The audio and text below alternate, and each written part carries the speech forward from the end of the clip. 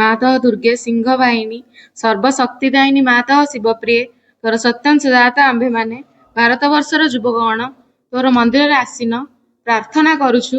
ଶୁଣ ମାତଃ, ଏ ଭାରତବର୍ଷେ ଆବିର୍ଭୂତ ହୁଅ, ପ୍ରକାଶ ହୁଅ। ମାତଃ ଦୁର୍ଗେ ଯୁଗେ ଯୁଗେ ମାନବ ଶରୀରରେ ଅବତୀର୍ଣ୍ଣ ହୋଇ ଜନ୍ମେ ଜନ୍ମେ ତୋର ହିଁ କାର୍ଯ୍ୟ କରି ତୋ ଆନନ୍ଦ ଧାମରେ ଫେରିଯାଉ। ଏଥର ବି ଜନ୍ମ ହୋଇ ତୋହରି କାର୍ଯ୍ୟ ନେଇ ଆମ୍ଭେମାନେ ବ୍ରତୀ। ଶୁଣ ମାତଃ, ଏ ଭାରତବର୍ଷେ ଆବିର୍ଭୂତ ହୁଅ, ସହାୟ ହୁଅ। ମାତଃ ଦୁର୍ଗେ ସିଂହ ବାହିନୀ ତ୍ରିଶୂଳ ଧାରିଣୀ ବର୍ମାବୃତ ସୁନ୍ଦର ଶରୀରେ ମାତଃ ଜୟଦାୟିନୀ ତୋ ପ୍ରତୀକ୍ଷାରେ ଭାରତ ରହିଅଛି। ତୋର ସେହି ମଙ୍ଗଳମୟୀ ମୂର୍ତ୍ତି ଦେଖିବାକୁ ଉତ୍ସୁକ। ଶୁଣ ମାତଃ, ଏ ଭାରତବର୍ଷେ ଆବିର୍ଭୂତ ହୁଅ, ପ୍ରକାଶ ହୁଅ। ମାତଃ ଦୁର୍ଗେ ବଳଦାୟିନୀ ପ୍ରେମଦାୟିନୀ ଜ୍ଞାନଦାୟିନୀ ଶକ୍ତି ସ୍ୱରୂପିଣୀ ଭୀମେ ସୌମ୍ୟ ରୌଦ୍ର ରୂପିଣୀ ଜୀବନ ସଂଗ୍ରାମେ ଭାରତ ସଂଗ୍ରାମେ ତୋର ପ୍ରେରିତ ଯୋଦ୍ଧା ଆମ୍ଭେମାନେ। ଦିଅ ମା ପ୍ରାଣେ ମନେ ଅସୁରର ଶକ୍ତି ଅସୁରର ଉଦ୍ୟମ। ଦିଅ ମା ହୃଦୟରେ ବୁଦ୍ଧିରେ ଦେବଚରିତ୍ର ଦେବଜ୍ଞାନ। ମାତଃ ଦୁର୍ଗେ ଜଗତଶ୍ରେଷ୍ଠ ଭାରତ ଜାତି ନିବିଡ଼ ତିମିରରେ ଆଚ୍ଛନ୍ନ ଥିଲା। ତୁହି ମାତଃ ଗଗନ ପ୍ରାନ୍ତରେ ଅଳ୍ପ ଅଳ୍ପ ଉଦୟ ହେଉଛୁ। ତୋର ସ୍ୱର୍ଗୀୟ ଶରୀରର ତିମିର ବିନାଶିନୀ ଆଭାର ଉଷାରେ ପ୍ରକାଶ ହେଲା। ମାତଃ ଦୁର୍ଗେ ଆଲୋକ ବିସ୍ତାର କର। ମାତଃ ତିମିର ବିନାଶ କର। ମାତଃ ଦୁର୍ଗେ ଶ୍ୟାମଳା ସର୍ବ ସୌନ୍ଦର୍ଯ୍ୟ ଅଳଙ୍କୃତା ଜ୍ଞାନ ପ୍ରେମ ଶକ୍ତିର ଆଧାର ଭାରତ ଭୂମି ତୋର ବିଭୂତି ଆଜି ପର୍ଯ୍ୟନ୍ତ ଶକ୍ତି ଶୟନରେ ଆତ୍ମଗୋପନ କରିଥିଲା। ଆଗତ ସେହି ଯୁଗ ଆଗତ ସେହି ଦିନ ଯେତେବେଳେ ସମଗ୍ର ବିଶ୍ୱ ଭାରସ୍କନ୍ଧରେ ବହନ କରି ଭାରତ ଜନନୀ ଉଠୁଅଛି। ଆସ ମାତଃ ପ୍ରକାଶ ହୁଅ। ମାତଃ ଦୁର୍ଗେ ତୋର ସନ୍ତାନ ଆମ୍ଭେମାନେ ତୋ ପ୍ରସାଦରେ ତୋ ପ୍ରଭାବରେ ମହତ୍ କାର୍ଯ୍ୟ ମହତ୍ ଭାବରେ ଉପଯୁକ୍ତ ହେଉ। ହେ ମାତଃ ବିନାଶକର କ୍ଷୁଦ୍ରତା ବିନାଶକର ସ୍ୱାର୍ଥ ବିନାଶକର ଭୟ। ମାତଃ ଦୁର୍ଗେ କାଳୀ ରୂପିଣୀ ଦୁର୍ମୁଣ୍ଡ ମାଳିନୀ ଦିଗମ୍ବରେ କୃପାଣ ପାଣି ଦେବୀ ଅସୁର ବିନାଶିନୀ କ୍ରୂର ନିନାଦରେ ଅନ୍ତସ୍ତରୀକୁ ବିନାଶ କର। ଗୋଟିଏ ବି ଯେପରି ଆମ୍ଭମାନଙ୍କ ମଧ୍ୟରେ ଜୀବିତ ରହି ନପାରେ। ବିମଳ ନିର୍ମଳ ଯେପରି ହେଉ ଏହି ପ୍ରାର୍ଥନା ମାତଃ ପ୍ରକାଶ ହୁଅ। ମାତଃ ଦୁର୍ଗେ ସ୍ୱାର୍ଥଭୟ କ୍ଷୁଦ୍ରାଶୟତାରେ ମିଳମାଣ ଭାରତ ମାତଃ ଆମ୍ଭମାନଙ୍କୁ ମହତ୍ କର ମହତ୍ ପ୍ରୟାସୀ କର ଉଦାର ଚେତା କର ସତ୍ୟ ସଂକଳ୍ପ କର ଯେପରି ଆଉ ଅଳ୍ପାସୀ ନିଶ୍ଚେଷ୍ଟ ଅଳସ ଭୟଭୀତ ନ ହେଉ। ମାତଃ ଦୁର୍ଗେ ଯୋଗଶକ୍ତି ବିସ୍ତାର କର। ଆମେ ହିଁ ତୋର ପ୍ରିୟ ଆର୍ଯ୍ୟ ସନ୍ତାନ।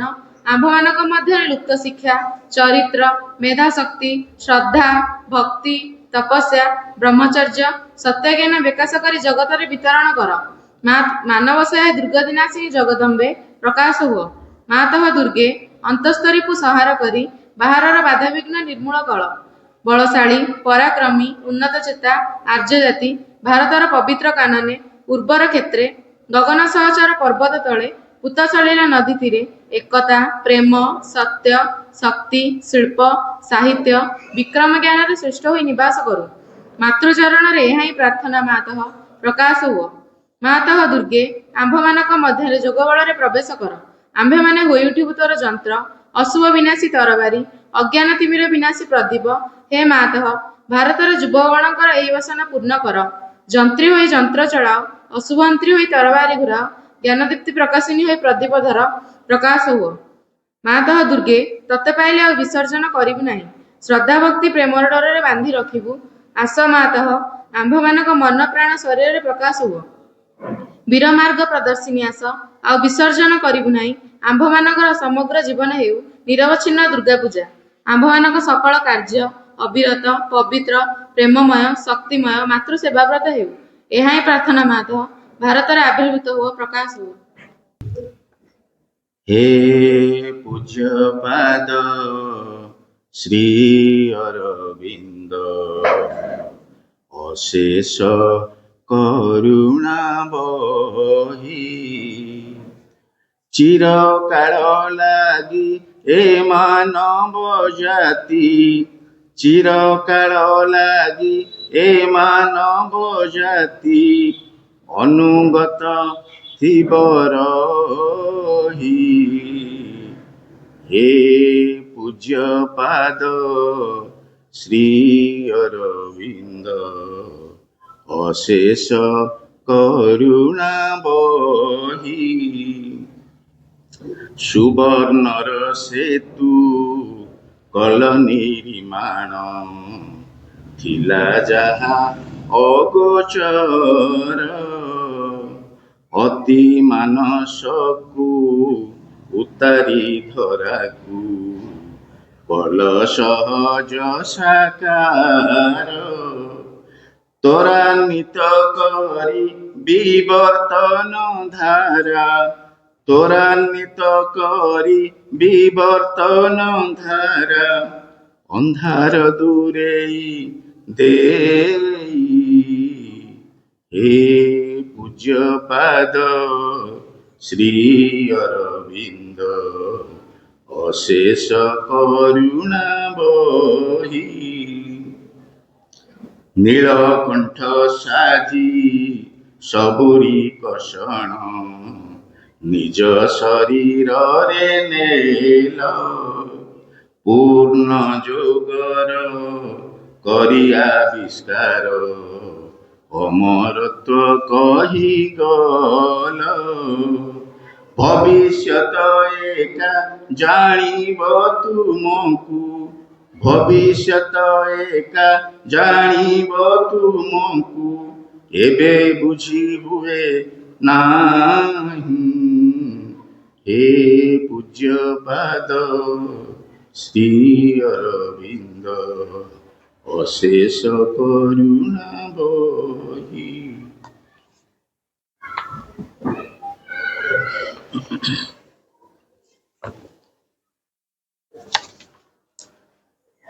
ଦିବ୍ୟଜନନୀ ଶ୍ରୀମାଙ୍କ ଶ୍ରୀଚରଣ ତଳେ ଭକ୍ତିଭରା ପ୍ରଣାମ। ଆଜି ଆମ ମାତୃଭବନ ଶ୍ରୀ ଅରବିନ୍ଦ ପାଠଚକ୍ରର 46ତମ ବାର୍ଷିକ ଉତ୍ସବ ଏବଂ ତା ସହିତ ଶ୍ରୀ ଅରବିନ୍ଦଙ୍କ ପବିତ୍ର ଦେହାଂଶ ପ୍ରତିଷ୍ଠାର 39ତମ ବାର୍ଷିକ ଉତ୍ସବ। ଏ ଅବସରରେ ମୁଁ ସମସ୍ତଙ୍କୁ ସାଦର ଶୁଭେଚ୍ଛା ଜଣାଉଛି। ଦି ମଦର ପୁସ୍ତକରେ ଶ୍ରୀ ଅରବିନ୍ଦ ପ୍ରାଞ୍ଜଳ ଭାବରେ ପ୍ରଥମ ପୃଷ୍ଠାର ପ୍ରଥମ ପାରାଗ୍ରାଫରେ କହୁଛନ୍ତି, there are two powers that alone can effect in their conjunction, the great and difficult thing which is the aim of our endeavor, a fixed and unfailing aspiration that calls from below and the supreme grace from above that answers।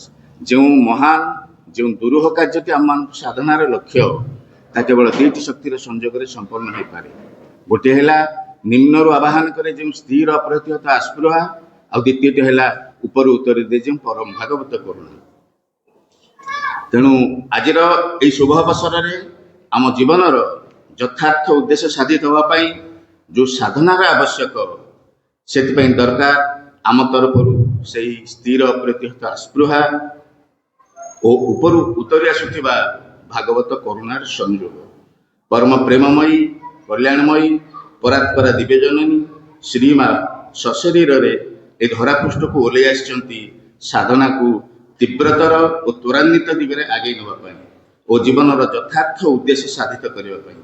ଆମ ସମସ୍ତଙ୍କ ଉପରେ ସେହି ପରମ ପ୍ରେମମୟୀଙ୍କର ଅବାରିତ କରୁଣା ଝରି ପଡ଼ୁ ଆଜିର ଦିବସରେ, ଏତିକି ପ୍ରାର୍ଥନା। ଏହି ଅବସରରେ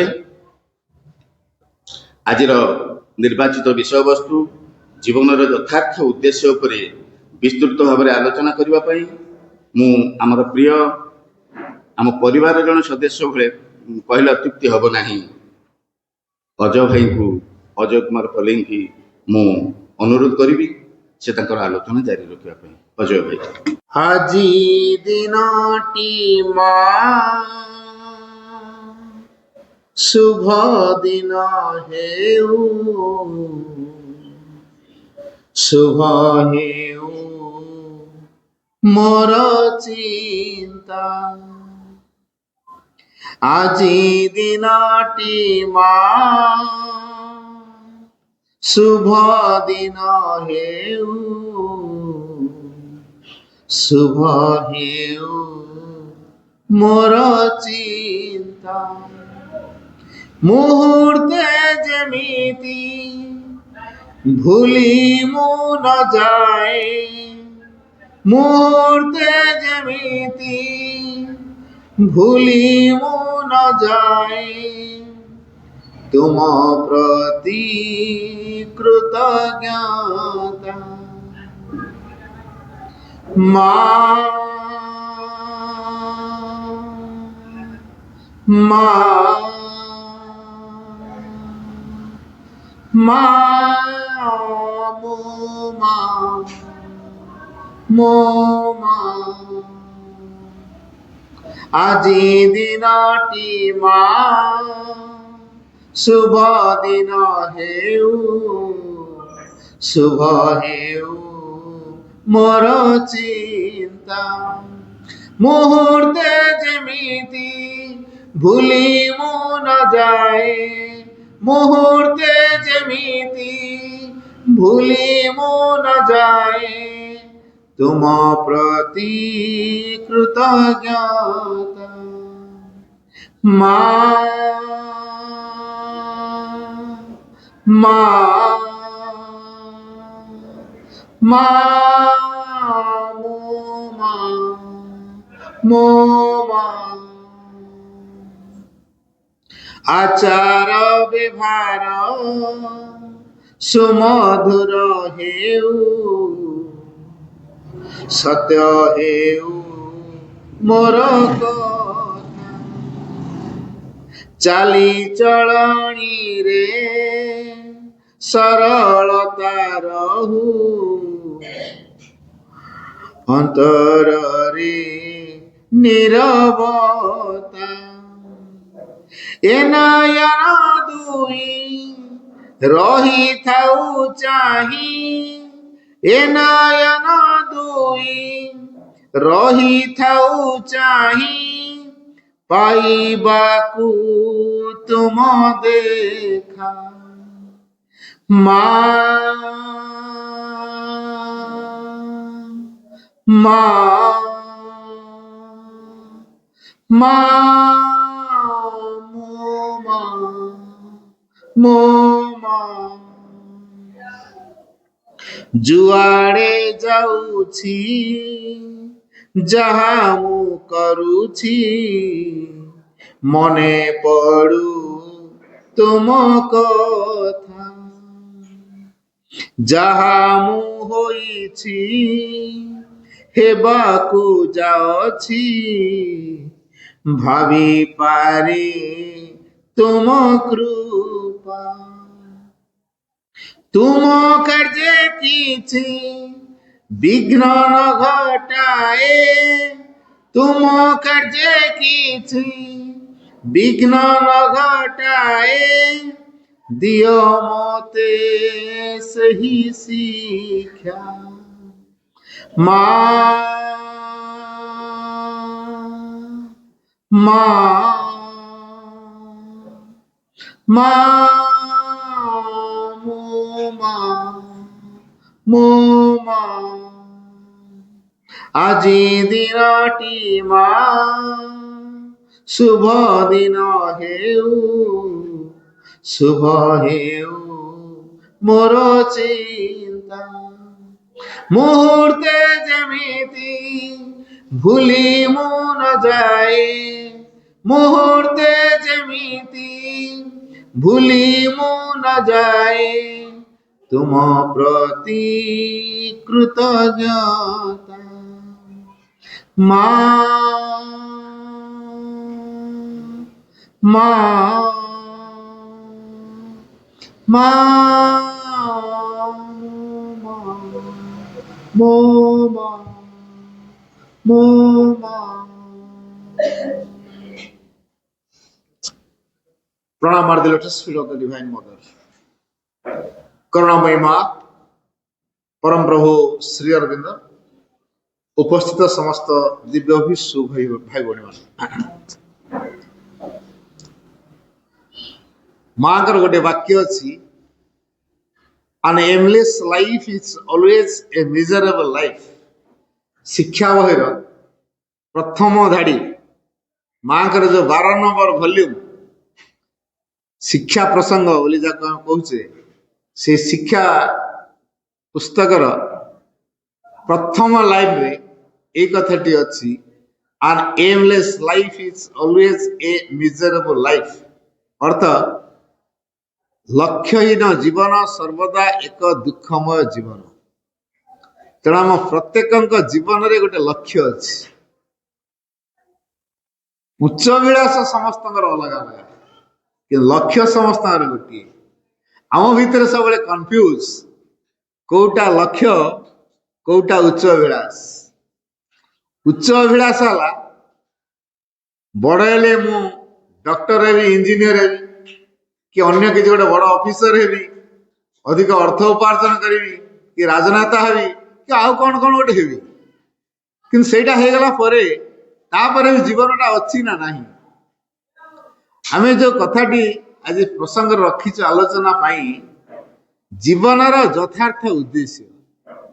ଭାଇ ଭଉଣୀ ମାନେ, ଥରେ କେବେ ଆମେ ପ୍ରଶ୍ନ କଲେଣି କି ଏଇ ଯୋଉ ଜୀବନଟା କଣ ଏଇ ଲାଇଫରେ ଆରମ୍ଭ ହେଇଛି ଏଇଠି? ଆମେ ଯେବେଠୁ ଆମର ବାର୍ଥରେ ଆମେ ପାଳନ କରୁଛେ, ଆମେ ଭାବୁଛୁ ସେବେଠୁ ଆମର ଜନ୍ମଦିନ ହେଲା। ତେବେ ଏଇ ଯୋଉ ଜନ୍ମଟା ସେଇ ତାରିଖରେ କଣ ହେଇଛି? ଜୀବନଟା ସେଇଠୁ ଆରମ୍ଭ ହେଇଛି? ଜୀବନଟା ସେଇଠୁ ଆରମ୍ଭ ହେଇନି। ଜୀବନଟା ଭଗବାନ କେବେ ଆମକୁ ଗୋଟେ ଦେଇଛନ୍ତି। ହୁଏତ ଏ ଜୀବନରେ ଆମେ ମାନବ ରୂପକୁ ଗ୍ରହଣ କରିଛୁ, ୟା ପୂର୍ବରୁ ବି ସେଇ ଜୀବନ ଅଛି, କିନ୍ତୁ ସେତେବେଳେ ଆଉ କୋଉ ରୂପରେ ଥିଲୁ। ପୁଣି ତା ପୂର୍ବରୁ ହୁଏତ ଆଉ କୋଉ ରୂପରେ ଥିଲୁ। ତେଣୁ ପ୍ରତ୍ୟେକ ଜନ୍ମରେ ଆମର ସେ ରୂପ ବଦଳି ବଦଳି ଯାଉଛି। ନିର୍ଦ୍ଦିଷ୍ଟ ରୂପ ଆମର ନାହିଁ। ଏ ଜୀବନରେ ଆମେ ମାନବ ରୂପକୁ ନେଇକି ଆସିଛୁ। ପୁଣି ଏ ମାନବ ପରେ ଆଉ ଯେ କଣ ନହବା ସେ କଥା ବି କହିପାରିବା ନାହିଁ। ତେବେ ଯୋଉ ଜୀବନଟିକୁ ପ୍ରକୃତରେ ଆମେ କେମିତି ଭାବରେ ବୁଝୁଛେ, କେମିତି ଭାବରେ ଉପଲବ୍ଧି କରୁଛେ, ସେ କଥାଟିକୁ ଅନୁଧ୍ୟାନ କରିବା। ଏ ଜୀବନ କେବେ ଆରମ୍ଭ ହେଇଛି, କିଏ ଦେଇଛି? ଆମେ ସମସ୍ତେ ମା ବହିରେ ପଢିଛୁ, ମନେ ରଖ ଭାଗବତ କର୍ମ ଓ ଭାଗବତ ଅଭିବ୍ୟକ୍ତିରେ ସାହାଯ୍ୟ ନିମିତ୍ତ ତୁମକୁ ତୁମର ଜୀବନ ଦିଆ ହୋଇଛି। ଜୀବନଟା ଆମକୁ ଦିଆ ହେଇଛି। ଯଦି ଆମେ ଯୋଉ ଉଦ୍ଦେଶ୍ୟରେ ଦିଆ ହେଇଛି, ଯଦି ସେ ଉଦ୍ଦେଶ୍ୟକୁ ଆମେ ଫୁଲଫିଲ ନ କଲେ, ତାହେଲେ ଜୀବନଟାକୁ ନେଇଯିବେ ନା ନାହିଁ। ଗୋଟେ ପ୍ରଶ୍ନ ଆମ ଭିତରେ ଉଠୁ, ଆମକୁ ଯଦି ଜୀବନଟା ଦିଆଯାଇଛି ତାହେଲେ ଦେଇଛନ୍ତି କିଏ? ଆମକୁ ଯୋଉ ଜୀବନଟା ଦିଆଯାଇଛି ବୋଲି କହୁଛେ, ପରମ ଦିବ୍ୟସତ୍ତା ବା ପରମା ଦିବ୍ୟ ଜନନୀ ଆମକୁ ଏ ଜୀବନଟା ପ୍ରଦାନ କରିଛନ୍ତି। ଗୋଟେ ନିର୍ଦ୍ଦିଷ୍ଟ ଉଦ୍ଦେଶ୍ୟ ପାଇଁ ପ୍ରଦାନ କରିଛନ୍ତି। ସେ ଉଦ୍ଦେଶ୍ୟଟି ହେଲା ଏ ସଂସାର ପୃଷ୍ଠରେ ଥାଇ, ମାନବ ରୂପରେ ଥାଇ, ସଂସାରର ସମସ୍ତ ଝାମେଲା ଭିତରେ ଥାଇ, ଯୋଉଟା କି ଆମ ଗାଉଁଲି ଭାଷା କୁହା ହଉଛି ଝାମେଲା ହେଲା, ସକଳ ଜଞ୍ଜାଳକୁ ମୁଣ୍ଡେଇ ତା ଭିତରେ ବି ଆମକୁ ଆମ ଜୀବନକୁ ଅତିବାହିତ ହେବାକୁ ପଡିବ। ତେବେ ଏଇ ଯୋଉ ଜୀବନଟା ଆମେ ବର୍ତ୍ତମାନ ଯୋଉ ପ୍ରକାର ବଞ୍ଚୁଛେ, ଏ ଜୀବନର କେତେ କେତେ ଧାରା ସବୁ ଅଛି। ସେଇଠି ନିର୍ଭର କରେ ବ୍ୟକ୍ତି ତା ଚେତନା ଅନୁସାରେ। ସେଇ ସମାନ ପରିବେଶ ଭିତରେ ଜଣେ ଦୁଃଖ ଭୋଗ କରିବ, ପୁଣି ସେଇ ସମାନ ପରିବେଶରେ ବେଶ ଜଣେ ଆନନ୍ଦ ରହିବ। ଗୋଟେ ପରିବେଶ ଭିତରେ ଆମ ପରିବାରର ଅନେକ ଲୋକ ଅଛନ୍ତି, ତା ଭିତରେ କେତେ ଜଣ ଖୁସିରେ ରହୁଛନ୍ତି, କେତେ ଜଣ ଦୁଃଖରେ ରହୁଛନ୍ତି। ଆମ ପରିବାର କଥା ଚିନ୍ତା କରିବା। ଆମ ପରିବାରରେ କେତେ ଲୋକ ଅଛନ୍ତି? ଗୋଟେ ପରିବେଶ ଭିତରେ ଆମେ ଅଛେ ସମସ୍ତେ, ଗୋଟେ ଛାତ ତଳେ ଆମେ ଅଛେ ସମସ୍ତେ, କିନ୍ତୁ ଏଇ ଗୋଟେ ଛାତ ତଳେ ଥିବା ସତ୍ତ୍ୱେ ଅନେକ ଦୁଃଖରେ ଅଛନ୍ତି, ଆଉ ତା ଭିତରେ କେତେକ ସୁଖରେ ବି ଅଛନ୍ତି। ତାହେଲେ ଜଣେ ଦୁଃଖୀ ହଉଛି କାହିଁକି? ଜଣେ ସୁଖୀ ହଉଛି କେମିତି? ଯିଏ ଦୁଃଖୀ ହଉଛି ତା ଚେତନା ସ୍ଥିତି ପାଇଁ ସେ ଦୁଃଖ ଭୋଗ କରୁଛି। ଯିଏ ସୁଖୀ ହଉଛି ସିଏ ମଧ୍ୟ ତା ଚେତନା ସ୍ଥିତି ପାଇଁ ସେ ସୁଖୀ ହଉଛି। ତ ଏଇଠି ଗୋଟେ କଥା ରହୁଛି ଯେ ଜୀବନକୁ ଆମେ ଗୋଟେ ନିର୍ଦ୍ଦିଷ୍ଟ ଚେତନାର ଧାରାରେ ପରିଚାଳିତ କରିବା ଦରକାର। ଏଇ ଢେଙ୍କାନାଳ ସହରକୁ ଆସିବା ପାଇଁ ଭିନ୍ନ ଭିନ୍ନ ଆଡୁ ବାଟ ଅଛି ନା ନାଇଁ କୁହନ୍ତୁ? ତା ଭିତରେ ଗୋଟେ ଏନ୍ଏଚ୍ ବି ଅଛି, କିନ୍ତୁ ଆଉ ସବୁ ବାଟ ଗୁଡାକ ଏନ୍ଏଚ୍ ନୁହଁ। ତେଣୁ ଏନ୍ଏଚ୍ ବାଟଟା ଯେମିତି ଆମ ପାଇଁ ବଡ ସୁନ୍ଦର ସରଳ, ଅଲଗା ବାଟ ଗୁଡା କଣ ସେତେ ସୁନ୍ଦର ସରଳ? ଠିକ ସେଇଭଳି ଜୀବନ କେତେ ପ୍ରକାରର ଅଛି। କେହି କେହି ଜୀବନକୁ ନିଜ ଭିତରେ ଗୋଟେ ଶୃଙ୍ଖଳାକୁ ଲଦି ସେ ଜୀବନକୁ ସଂଗଠିତ କରନ୍ତି, ଗୋଟେ ନୈତିକତାର ଧାରାରେ ଜୀବନକୁ ପରିଚାଳିତ କରନ୍ତି।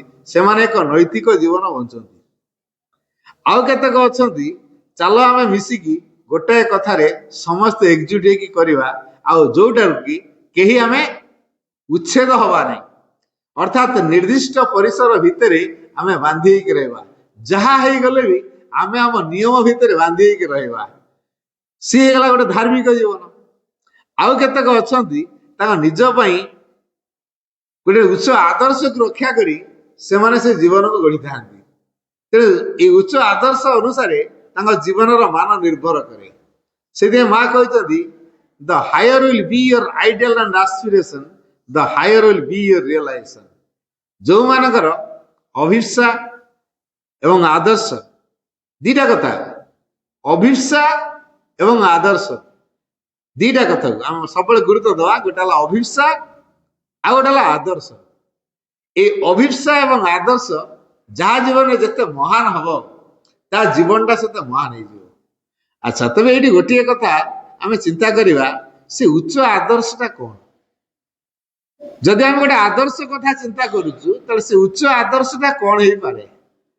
ମୁଁ ମୋ ନିଜ ପାଇଁ ଜୀବନ ବଞ୍ଚିବି, ନିଜର ଘର ଦ୍ୱାର କରିବି, ନିଜେ ଭଲ କି ଖାଇବି, ନିଜେ ଭଲ ପିନ୍ଧିବି, ନିଜେ ଭଲ ଚାକଚକ୍ୟ ମେଣ୍ଟେନ କରିବି, ନିଜେ ଜୀବନକୁ ଭଲ ଉପଭୋଗ କରିବି, ଅର୍ଥାତ୍ ତା ନିଜର ସୀମିତ ଚେତନା ଭିତରେ ସେ ବାନ୍ଧି ହେଇଗଲା। এইটাକୁ କୁହାଯିବ କି ଉଚ୍ଚ ଆଦର୍ଶ ବୋଲି।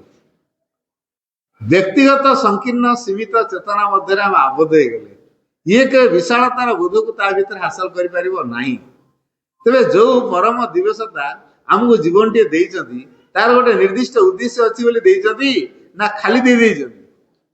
ତେଣୁ ଯୋଉ ଭଗବାନ ଏ ସୃଷ୍ଟିକୁ ସର୍ଜନା କରିଛନ୍ତି, ସେ ସୃଷ୍ଟି ଭିତରେ ଆମେ ଗୋଟେ ଅଂଶ ହେଇକି ରହିଛୁ। ଯୋଉ ସୃଷ୍ଟିର ଯୋଉ ଅଂଶ ହେଇକି ରହିଛୁ, ସେ ସୃଷ୍ଟି ଭିତରକୁ ଆମକୁ ଆଣିଛନ୍ତି କାହିଁକି? ଥରେ କେବେ ଆମେ ଚିନ୍ତା କରିଛୁ ଆମେ କାହିଁକି ଏଇ ଧରା ପୃଷ୍ଠକୁ ଆସିଲୁ? ଅଲଗା କୋଉ ଗ୍ରହରେ କାହିଁକି ସୃଷ୍ଟି ହେଲୁ ନାହିଁ? ଅଲଗା ଗ୍ରହ ଉପଗ୍ରହ ଭଳିଆ କାହିଁକି ହେଲୁ ନାହିଁ? ଏ ପୃଥିବୀ ଗ୍ରହକୁ କାହିଁକି ଆସିଲୁ? କାହିଁକିନା ପୃଥିବୀ ଗ୍ରହରେ ଆମମାନଙ୍କ ଜୀବନ ଦିଆଯାଇଛି, ମାନେ ଏ ଜୀବନର ଅଗ୍ରଗତିଟା ନିଶ୍ଚିତ। କାହିଁକି ଜାଣିଛନ୍ତି? ଆପଣ ଯଦି ଗୋଟେ ଚଳନ୍ତା ଟ୍ରେନରେ ବସିଛନ୍ତି, ସେ ଟ୍ରେନଟା ଯୋଉଠିକି ଯିବ ଆପଣ ସେଇଠିକି ପଳେଇବେ ନା ନାହିଁ? ଆପଣ ଢେଙ୍କାନାଳ ବାହାରି ଭୁବନେଶ୍ୱର ଯିବେ, ଗୋଟେ ବସରେ ବସିବେ। ବସ୍ ଯଦି ଢେଙ୍କାନାଳ ଭୁବନେଶ୍ୱର ଯାଉଛି, ତାହେଲେ ଆପଣ ଯଦି ସେ ବସରେ ବସି ଯାଇଛନ୍ତି, ତାହେଲେ ଆପଣ ବି ଭୁବନେଶ୍ୱର ପଳେଇବେ। ଯଦି ବାଇ ମିଷ୍ଟେକ୍ କଳାହାଣ୍ଡି ଯାଉଥିବା ଗାଡ଼ିରେ ବସି ଯାଇଛନ୍ତି, ନାଁଟାକୁ ପଢିନାହାନ୍ତି କୋଉଠିକି ଯାଉଛି, ଯେ ସେଇ ଗାଡ଼ିରେ ବସିଗଲେ, ତାହେଲେ ଆପଣ କଳାହାଣ୍ଡି ପଳେଇବେ ନା ନାହିଁ? ତାହେଲେ ଆପଣ, ମୁଁ ତ ଢେଙ୍କାନାଳ ଭୁବନେଶ୍ୱର ଯିବା କଥା, ମୁଁ କଣ କଳାହାଣ୍ଡିରେ ଓହ୍ଲେଇଲିଣି? ତାର କାରଣଟା କଣ? ଆପଣଙ୍କର ଭୁବନେଶ୍ୱର ଯିବା କଥା, କିନ୍ତୁ ବାଇ ମିଷ୍ଟେକ୍ କଳାହାଣ୍ଡି ଗାଡ଼ିରେ ବସି ଯାଇଛନ୍ତି, ତେଣୁ କଳାହାଣ୍ଡି ପଳେଇଗଲେ। ସକାଳ ବେଳକୁ ଯଦି କଳାହାଣ୍ଡିରେ ଓହ୍ଲଉଛନ୍ତି, ତାହେଲେ ଏଇଥିରୁ ଅନୁମାନ କରନ୍ତୁ ଆମ ଜୀବନ ଠିକ ସେଇଭଳିଆ ହେଇଛି। ଆମେ ଯୋଉ ଗାଡ଼ିରେ ବସିଛୁ, ସେ ଗାଡ଼ି ଯୁଆଡ଼େ ଯାଉଛି ଆମେ ବି ସେଇଆଡ଼େ ପଳଉଛୁ। ତ ଆମକୁ ଗାଡ଼ି ବାଛିବା ଦରକାର ନା ନାହିଁ? ମୁଁ କୋଉଠିକି ଯିବି ସେ ଗାଡ଼ିଟା ବାଛିବା ଦରକାର। ଆଉ ଯୋଉ ଗାଡ଼ି ବହୁତ ଚାଲୁଛି ବୋଲି ମୁଁ ଯୋଉ ଯେମିତିଆ ଗାଡ଼ିରେ ଚାହିଁବି ସେମିତିଆ ଗାଡ଼ିରେ ବସିବି? ହବ? ମୋର ଡେଷ୍ଟିନେସନଟା ଯାହା ବା ମୋର ଲକ୍ଷ୍ୟଟି ଯୋଉଠିକି ଯିବାର ଅଛି, ମୁଁ ସେଇ ଗାଡ଼ି ବାଛିକି ବସିବି।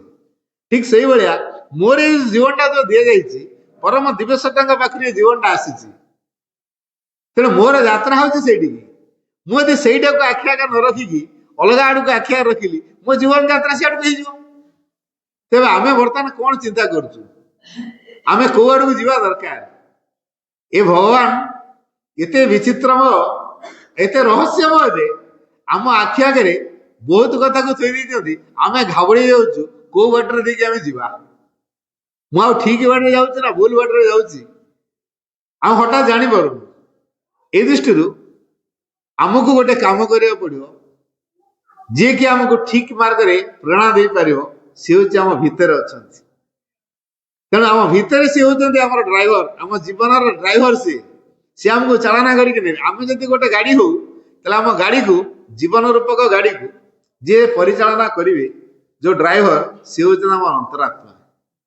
ତେଣୁ ଅନ୍ତରାତ୍ମାର କଥାରେ ଯଦି ଆମେ ଚାଲିବା, ଅର୍ଥାତ୍ ଅନ୍ତରାତ୍ମାକୁ ଯଦି ଆମ ଜୀବନର ଡ୍ରାଇଭର ବନେଇବା, ସିଏ ଆମ ଗାଡିକୁ ଚଲେଇବେ, ଆମ ଜୀବନ ରୂପକ ଗାଡିକୁ ସିଏ ଚଲେଇବେ, ତାହେଲେ ସିଏ ଠିକ ମାର୍ଗକୁ ନେଇକି ଯିବେ। କାରଣ ସେ ଅଲଗା ବାଟ ଜାଣନ୍ତି ନାହିଁ।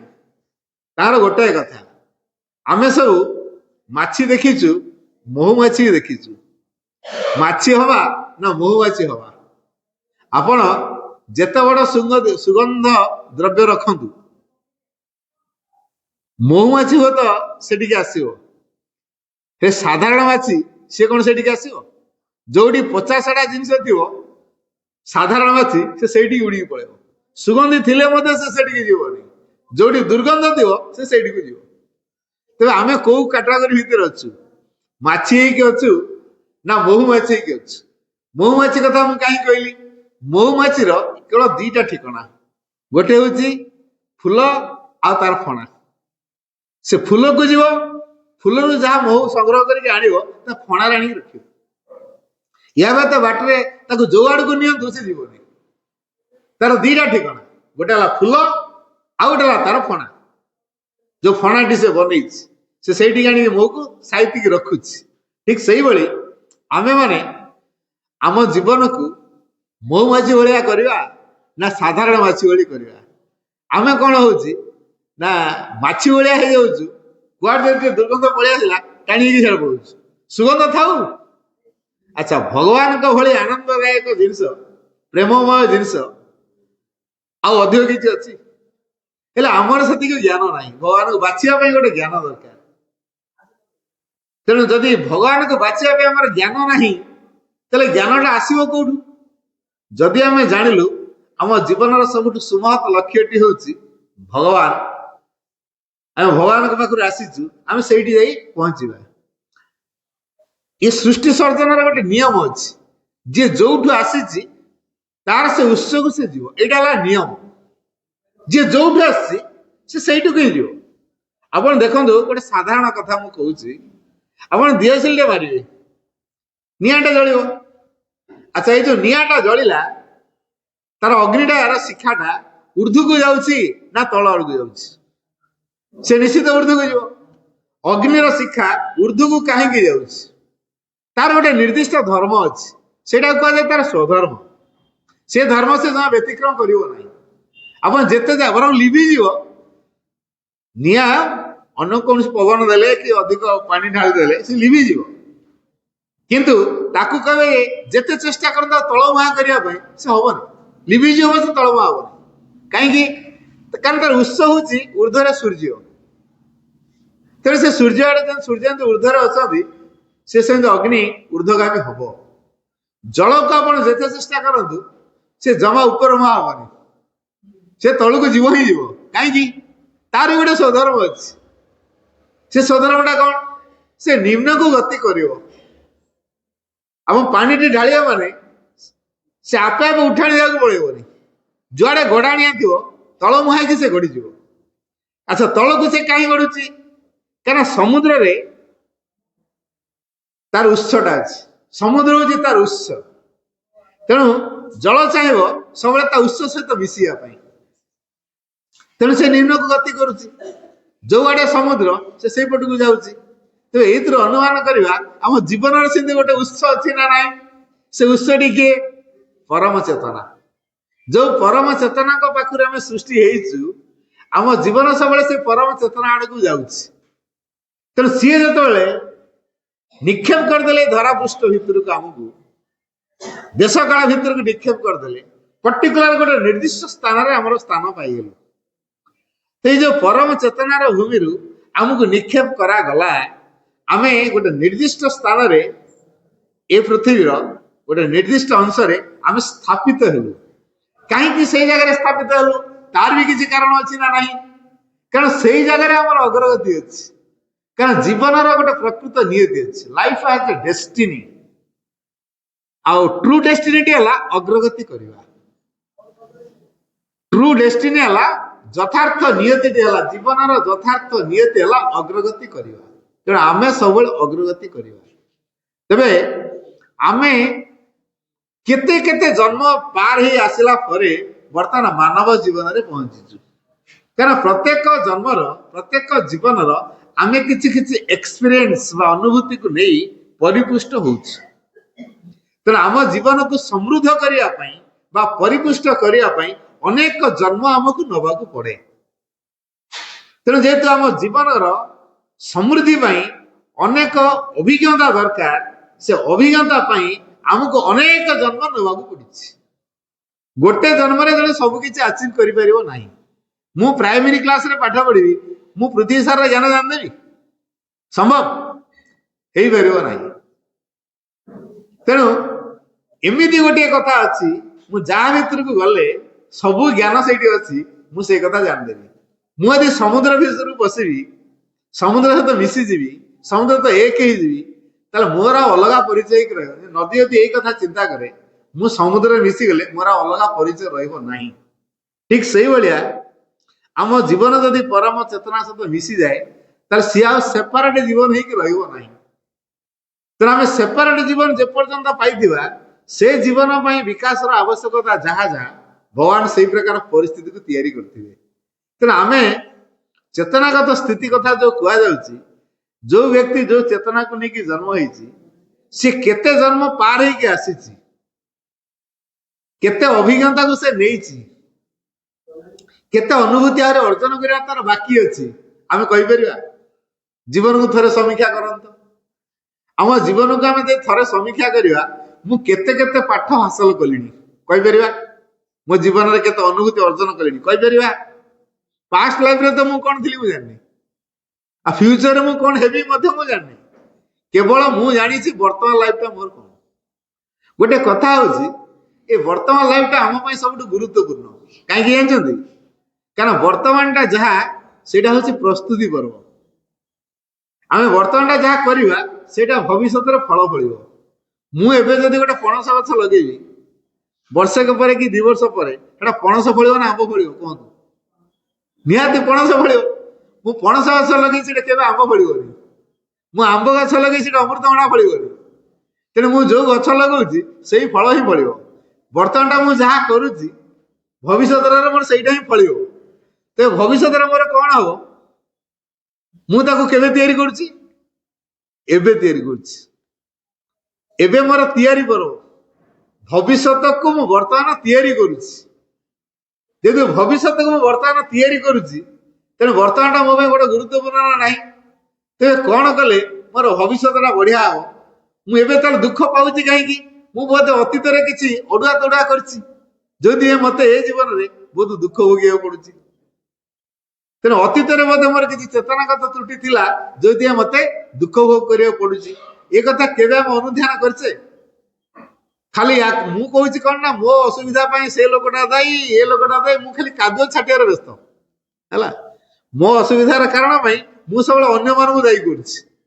ଭାଇ ଭଉଣୀ ମାନେ ମନେ ରଖନ୍ତୁ, ନିଜ ଅସୁବିଧା ପାଇଁ ବା ନିଜ ଦୁଃଖର କାରଣ ପାଇଁ ଅନ୍ୟ କେହି ଦାୟୀ ନୁହନ୍ତି। ଆମେ ପ୍ରତ୍ୟେକ ନିଜ ଦୁଃଖର ନିଜେ ହିଁ ସୃଷ୍ଟିକର୍ତ୍ତା। ବାକି ଏଟା ମନେ ରହିଲା, ଆମ ନିଜ ଦୁଃଖର ଆମେ ନିଜେ ସୃଷ୍ଟିକର୍ତ୍ତା। ଏଟା ମୁଁ ମନରୁ କହୁନି, ଏଟା ମାଙ୍କର ବାଣୀରେ ମଧ୍ୟ ଅଛି। ପ୍ରତ୍ୟେକ ବ୍ୟକ୍ତି ତା ନିଜ ଦୁଃଖର ସେ ନିଜେ ହଉଛି ସୃଷ୍ଟିକର୍ତ୍ତା। ତେଣୁ ଆଜି ଯଦି ଆମେ ଦୁଃଖ ଭୋଗ କରୁଛୁ ତାର ସୃଷ୍ଟିକର୍ତ୍ତା କିଏ? ଆମେ ନିଜେ। ତେବେ ଏଇ ଯୋଉ ଆମେ ବର୍ତ୍ତମାନ ଦୁଃଖ ଭୋଗିଲୁ, ସେଇ ଯୋଉ ଦୁଃଖ ଭୋଗିବାର ଯୋଉ କାରଣଟା କେବେ ତିଆରି ହେଇଛି ଜାଣିଛନ୍ତି ତ? ଅତୀତ ଜୀବନରେ। ତେବେ ଅତୀତ ଜୀବନରେ କଣ ସବୁ ଗୋଳମାଳ କରିଦେଇଛୁ, ଏ ଜୀବନରେ ଆମେ ଦୁଃଖ ଭୋଗ କରୁଛୁ।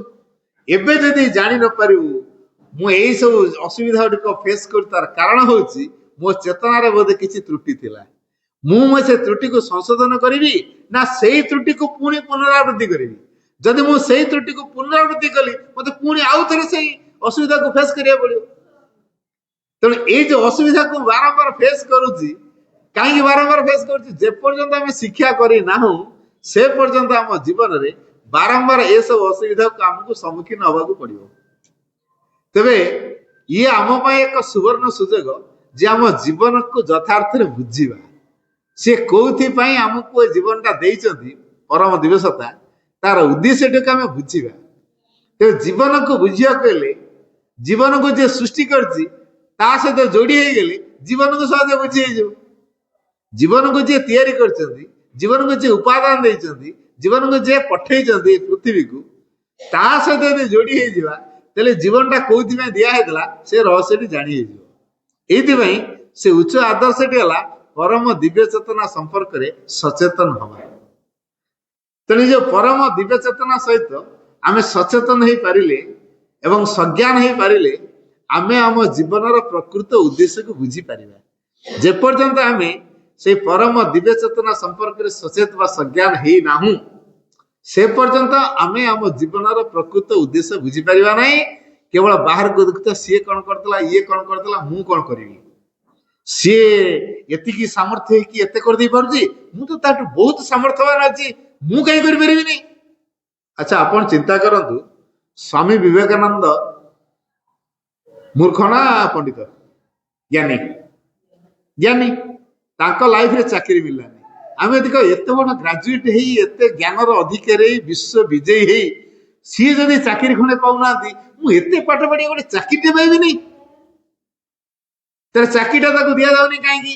ସେ ଚାକିରି କରିବା ପାଇଁ ଏ ସଂସାରକୁ ଆସିନାହାନ୍ତି। ସେ ଆସିଛନ୍ତି ମନୁଷ୍ୟ ଜୀବନର ଯଥାର୍ଥ ଜ୍ଞାନକୁ ସେ ଉଦ୍ଭବ କରାଇବେ ଏବଂ ଆମମାନଙ୍କୁ ସଚେତନ କରାଇବେ, ଯାହାଫଳରେ ଅନେକ ଲୋକ ଜୀବନର ରହସ୍ୟ ସମ୍ପର୍କରେ ଜାଣିପାରିବେ। ଏଇ ଯୋଉ ଅନେକ ଲୋକ ଜୀବନର ରହସ୍ୟ ସମ୍ପର୍କରେ ବୁଝିଲେ ଜୀବନକୁ ଠିକ ଧାରାରେ ଗଢିପାରିବେ, ଜୀବନକୁ ଠିକ ଧାରାରେ ପରିଚାଳିତ କରିପାରିବେ, ଯାହାଫଳରେ ଜୀବନ ଆଉ ଅସୁବିଧା ଭିତରେ ବି ଯିବ ନାହିଁ। ଜୀବନଟା ମଧୁମୟ ହେଇଯିବ, ଆନନ୍ଦମୟ ହେଇଯିବ, ପ୍ରେମମୟ ହେଇଯିବ, ଚେତନାଦୀପ୍ତ ହେଇଯିବ। ତେଣୁ ସେ ଯୋଉ ମହାନ କାମଟା କରିବା ପାଇଁ ସଂସାରକୁ ଆସିଥିଲେ, ଆମେ କଣ ସେଇ ମହାନ କାମ କରିବା ପାଇଁ ଆସିନୁ କି? ଆମେ କିନ୍ତୁ ଏଇ କଥାଟା ବୁଝିପାରୁନୁ। ଆମେ କାହିଁକି ସଂସାରକୁ ଆସୁ? ଆମେ ମନେ ରଖିବା ସମସ୍ତେ, ପ୍ରତ୍ୟେକ ମାନବ ସତ୍ତାର ଜୀବନର ଗୋଟେ ଉଦ୍ଦେଶ୍ୟ ଅଛି। କଣ ସେଇଟା? ମା କହିଛନ୍ତି ନିଜର ଆତ୍ମା ସହ ଯୁକ୍ତ ହୋଇ ପରମଙ୍କ ମଧ୍ୟରେ ନିମଗ୍ନ ହେବା। ବାକ୍ୟଟା ମନେ ହେଲା? ମା ଆଉଥରେ, ଏଇଟା ସବୁ ମାଙ୍କର ବାଣୀ ଗୁଡାକ। ନିଜର ଆତ୍ମା ସହ ଯୁକ୍ତ ହୋଇ ପରମଙ୍କ ମଧ୍ୟରେ ନିମଗ୍ନ ହେବା, ଇଏ ହଉଛି ଜୀବନର ଉଦ୍ଦେଶ୍ୟ। ବୁଝିଗଲା ବାକ୍ୟଟା? ନିଜର ଆତ୍ମା ସହ ଯୁକ୍ତ ହବା ସହଜ କଥା, ନଟ୍ ଆନ୍ ଇଜି ଟାସ୍କ। ସବୁ କଥା ମିଳିଯିବ, ବାଟରେ ହୀରା ମିଳିଯିବ? ବାଟରେ ଯାଉ ଯାଉ ଆପଣ ହୀରା ପାଇବେ? ଟେକା, ଗୋଡି, ପଥର, ଖପରା, କାଚ, ଆହୁରି କଣ କଣ ଅନାବନା ଜିନିଷ ସବୁ ପାଇବେ, ହୀରା ପାଇବେ କି? ଯଦି ଲୋକମାନେ ଯାଉ ଯାଉ ହୀରା ଗୁଡାକ ପାଉଥାନ୍ତେ, ତାହେଲେ ହୀରା ଏତେ ଦୁର୍ଲଭ ଜିନିଷ ହେଇନଥାନ୍ତା। ସେଇଭଳି ଭଗବାନ କଣ ଯୋଉଠି ସେଠି ବାଟରେ ଘାଟରେ ପଡିଛନ୍ତି, ଆମେ ଯାଉ ଜାଗା ଝୁଟିବା, ପାଇଯିବା ତାଙ୍କୁ? ତେଣୁ ଭଗବାନଙ୍କୁ ପାଇବାକୁ ହେଲେ ବହୁତ କିଛି କରିବାକୁ ପଡେ।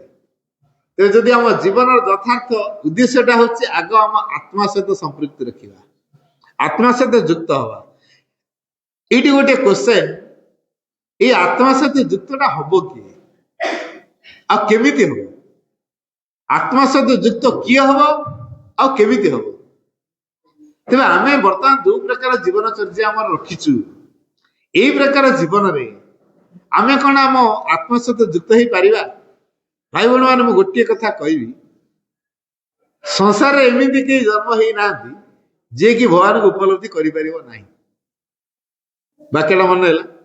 ସଂସାରରେ ଏମିତି କେହି ଜଣେ ନାହାନ୍ତି ଯିଏକି ଭଗବାନଙ୍କୁ ଉପଲବ୍ଧି କରିପାରିବ ନାହିଁ।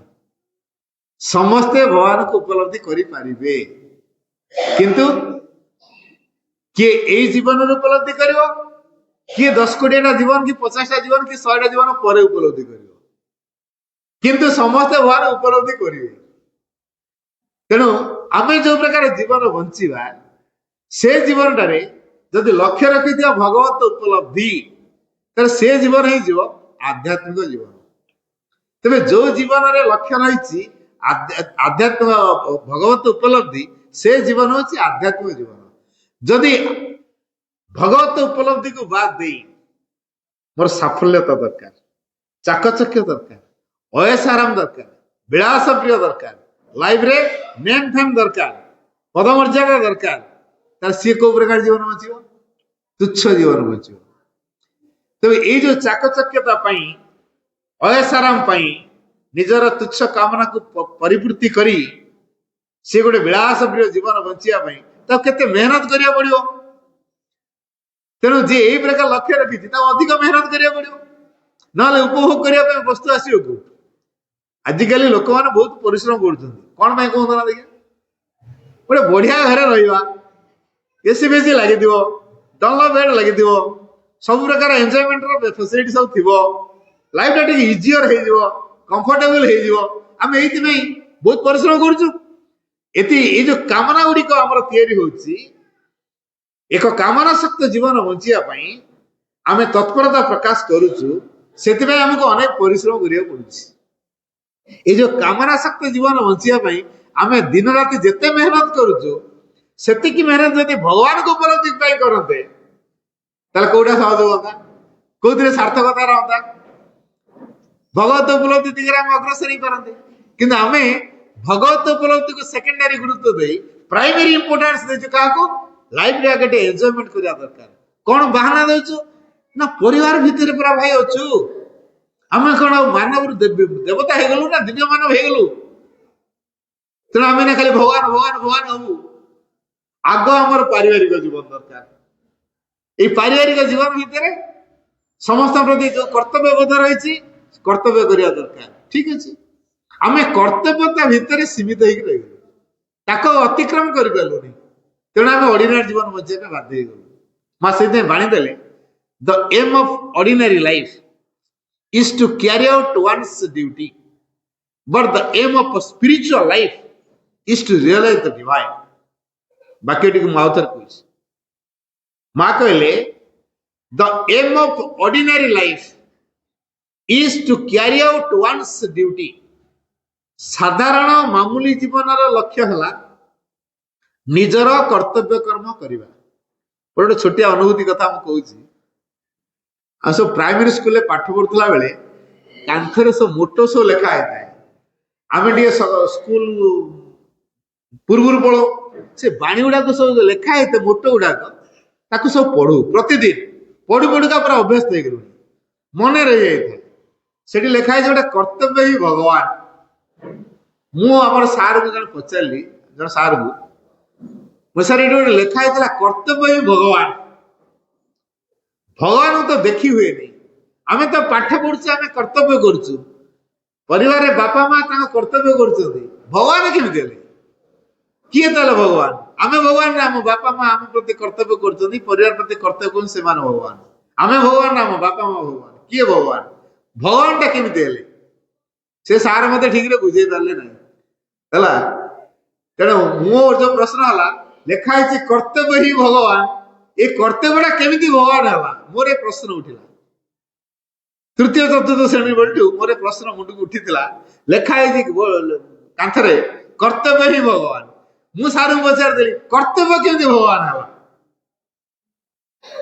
भगवान तो देखी हुए नहीं आम शुणुचु भगवान को तो कौन सी फटो चित्र आम देखु कर्तव्य जे कर शिव बाहर पड़े शिव विष्णु बाहर पड़े ना कृष्ण बाहर पड़े ये तो बाहर पड़े भगवान केमी तेणु मो स्तर कथा को सी आही मत बुझे पार नापर तेणु माँ से कथा पढ़ली से धीरे धीरे मो भर गोटे बोध आसला भगवान कहले आउ कई नुहत आम समस्ते गोटे गोटे भगवान आम समस्ते गोटे गोटे भगवान कुनी कुनी भगवान किंतु भिन्न भिन्न प्रभाव को सांगरे धरिकी बुलुच भितर भगवान किंतु अनेक प्रकार प्रभाव को सांगरे धरिकी बुलुच तेणु से जो प्रभाव गुड़ा को धरिकी बुलुचु सेटा आम बोझ हो से बोझटा यदि भगवान को दे दियंते आम हल्का हो जाते क्षिप्र बेगर दौड़ी पारते आम जेहेतु कामना शक्त जीवन बंचुचु तेणु आमर बोझ आम भीतर बहुत तेणु बोझ को मुंडे बोझटा हल्का है क्षिप्र बेगर जापरतु बोझ हल्का केमी हम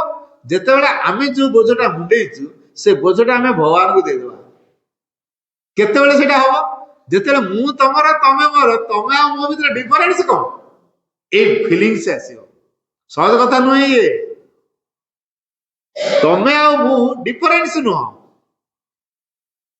तेणु जोटा मोर बोली कहूँ मु अलग कहूँ मोर अच्छा मुझे कह मोर बोली जमीटा कहार ये भूखंडटा कहार ये पृथ्वीटा कहार भगवान मु तो तैयार नी सीए तैयार मु आसिक रही मोर गला चिंता करंतु पानीटा कहार पानी तो मु तैयार नहीं पानी भगवान तैयार कर पानी थिबा जोगु मु आसिली बंची पारली सी यदि पानी दे न था मु बंची पार न था पवन कहार पवन ही भगवान कर भगवान तैयारी कर जिनस मु उपभोग कर मु कही पारि कि पवन टा मोर बोली कि आजिकल जमीबाड़ी को नहीं कलिके जाला नहीं कहूँ जमीबाड़ी की नहीं कौन गोटे स्टाम्प पेपर लिखा गला एति मोर कहीं रेकर्ड गोटे रहीगला जदि के हाथे गुचे दी फड़ा कटा हो थाना फांडी कोर्ट कचेरी हो ना प्रकृति भूखंडा तैयारी आम सब वाद विवाद लगुच आज जी सृष्टि कर देखिए आम सब कलिकेजिया लगुचु कौन करेंगे इड़ा तुमको दिखाई कलिकेजिया कर कारिका दिए ମୁଁ ନେଇଯିବି ସବୁ ସମସ୍ତଙ୍କୁ ସମାନ ଭାବରେ ବାଣ୍ଟି ଦେବି ତାପରେ ଆଉ କଳିକି ହବ ସମୟ ଆସୁଛି ସେଇଟା ହିଁ ହବ ମୁଁ ବର୍ତ୍ତମାନ ଯୋଉ କଥାଟା କହୁଛି ସମୟ ଆସୁଛି ଏଇଟା ହିଁ ହବ ଜମି ବାଡି କାହାର ହେଇକି ରହିବ ନାହିଁ କେ ଅନୁଭବ କରିହଉଛି ଏ କଥାଟା ହବ ବୋଲି ଟଙ୍କା ପଇସା କାହାର ହେଇକି ରହିବ ନାହିଁ ଭଗବାନଙ୍କର ହେଇଯିବ ସବୁ ଆମେ ଖାଲି ବ୍ୟାଙ୍କରେ ବାଲାନ୍ସ ବଢେଇ ଦେଇଛୁ ମୋର ଏତେ କୋଟି ଟଙ୍କା ରହିବ ନାହିଁ ମୋର ଏତେ ଏକର ଜମି ଏତେ ବାଟି ଜମି ରହିବ ନାହିଁ ତାହେଲେ କୋଉଟାକୁ ମୋର ବୋଲି କହିବୁ ଯେପର୍ଯ୍ୟନ୍ତ ଆମେ ମୋର କହୁଥିବା ଜାଣିବା ଆମେ ଭଗବାନଠୁ ଦୂରରେ ଭଗବାନଠୁ ଅଲଗା ଭଗବାନ ମୁଁ ଏକ ହେଇଗଲେ କୋଉଟା ମୋର ଯୋଉଟା ମୋର ସେଇଟା ଭଗବାନଙ୍କର ଯୋଉଟା ମୋର ବୋଲି କହୁଛି ସେଟା ଭଗବାନଙ୍କର ମୁଁ ଏନ୍ଜୟ କରୁଛି ତେଣୁ ଏ ସାରା ସଂସାରଟା ଭଗବାନଙ୍କର ମୁଁ ଏନ୍ଜୟ କରୁଛି କିନ୍ତୁ କଣ କହୁଛି ସାରା ସଂସାରଟା ଭଗବାନଙ୍କର ମୁଁ ଏନ୍ଜୟ କରୁଛି ଭଗବାନ ପ୍ରତି କେବେ କୃତଜ୍ଞ ହେଇପାରୁଛି କୃତଜ୍ଞ ହେଇପାରୁନି ପାଣି ତିଆରି କଲେ ପବନ ତିଆରି କଲେ ମାଟି ତିଆରି କଲେ ଆକାଶ ତିଆରି କଲେ ଅଗ୍ନି ତିଆରି କଲେ କେବେ କୃତଜ୍ଞ ହେଇପାରିଛି ହାତ ଗୋଡ ଦେଲେ ଚଲାବୁଲା କରୁଛି କାମ କରିପାରୁଛି ଆଖି ଦେଲେ ଦେଖିପାରୁଛି କାନ ଦେଲେ ଶୁଣିପାରୁଛି କେବେ କୃତଜ୍ଞ ହେଇଛି କୃତଜ୍ଞତା ଆମ ପାଖରେ ନାହିଁ ଲକ୍ଷ୍ୟ ତ ବହୁତ ଦୂରର କଥା ଲକ୍ଷ୍ୟ ବିଷୟରେ ସଚେତନ ହବୁ କେମିତି ଭଗବାନ ଯାହା ଦେଇଛନ୍ତି ଆମକୁ ଆମେ ସେଇ ଯାହା ମିଳିଛି ଆମକୁ ଆମେ ସେଥିରେ ଖୁସି ହେଇକି ତାଙ୍କ ପ୍ରତି କୃତଜ୍ଞତା ଭାବ ଦେଖେଇ ପାରୁନୁ ତା ଲକ୍ଷ୍ୟ ବିଷୟରେ ସଚେତନ ହବୁ କେମିତି ତ ଲକ୍ଷ୍ୟ ବିଷୟରେ ସଚେତନ ହବାକୁ ହେଲେ ଆମକୁ ଯାହା ମିଳିଛି ଆଗ ସେଥିରେ ଖୁସି ହେଇ ଶିଖନ୍ତୁ ଯାହାକୁ ଯାହା ମିଳିଛି ତେଣୁ ଯାହାକୁ ଯୋଉ ପଦବୀ ମିଳିଛି ଯାହାକୁ ଯୋଉ କ୍ଷମତା ମିଳିଛି ଯାହାକୁ ଯୋଉ ଅର୍ଥ ମିଳିଛି ଯାହାକୁ ଯୋଉ ଚାକିରି ମିଳିଛି ଯାହାର ଜମିବାଡି ମିଳିଛି ଯାହାର ଘର ଦ୍ୱାର ମିଳିଛି ଯାହାର ନାମଦୋଷ ମିଳିଛି ମନେ ରଖିଥାନ୍ତୁ ସେଇଟା ତା ପାଇଁ ଆବଶ୍ୟକ ଅଛି ଯିଏ ଗରିବ ଅବସ୍ଥାରେ ଅଛି ତା ପାଇଁ ସେ ଗରିବ ଅବସ୍ଥା ଆବଶ୍ୟକ ଅଛି ତାର ଗରିବ ଅବସ୍ଥାରେ ତା ପାଇଁ ଆବଶ୍ୟକ ଅଛି ଆମେ ଦୟା ଦେଖିବା କିଛି ଆବଶ୍ୟକ ନାହିଁ ତା ପାଇଁ ପ୍ରାର୍ଥନା କରିବା ତାର ବିକାଶ ହଉ ତା ଆତ୍ମାର ମୁକ୍ତି ହଉ ତାର ଆସକ୍ତି ଭିତରୁ ସେ ମୁକ୍ତ ହଉ ସେ ଆସକ୍ତି ଭିତରେ ଯେମିତି ନ ପଡୁ ତେଣୁ ଆମେ ଯାହା ମିଳିଛି ଯେହେତୁ ଖୁସି ହେଇପାରୁନୁ ତେଣୁ ଭଗବାନ ପ୍ରତି କୃତଜ୍ଞ ହେଇପାରୁନୁ ତେଣୁ ଭଗବାନ ବିଷୟରେ ସଚେତନ ହେଇପାରୁନୁ ତେଣୁ ପ୍ରଥମ ଜିନିଷ ଆଗ କୃତଜ୍ଞ ହେଇ ଶିଖିବା ତାହେଲେ ଆମେ ଲକ୍ଷ୍ୟ ବିଷୟରେ ସଚେତନ ହେଇପାରିବା ଆମ ଜୀବନର ଉଦ୍ଦେଶ୍ୟ ବିଷୟରେ ଆମେ ଜାଣିପାରିବା ଏଇ କୃତଜ୍ଞତା ଶବ୍ଦଟା ଆମ ପାଖରେ ନାହିଁ ଆମେ ସବୁବେଳେ ଦେଖୁଛୁ ଆମକୁ କିଏ ଟପିଗଲା ତା ଭଳିଆ କାହିଁ ମୁଁ ହେଇପାରୁନି ଭାଇ ଭଉଣୀ ମାନେ କେବେ ଚିନ୍ତା କରୁଛୁ କି ମୁଁ କଣ ତା ଭଳିଆ ଭାବେ ସଂସାରରେ ଆସିଛି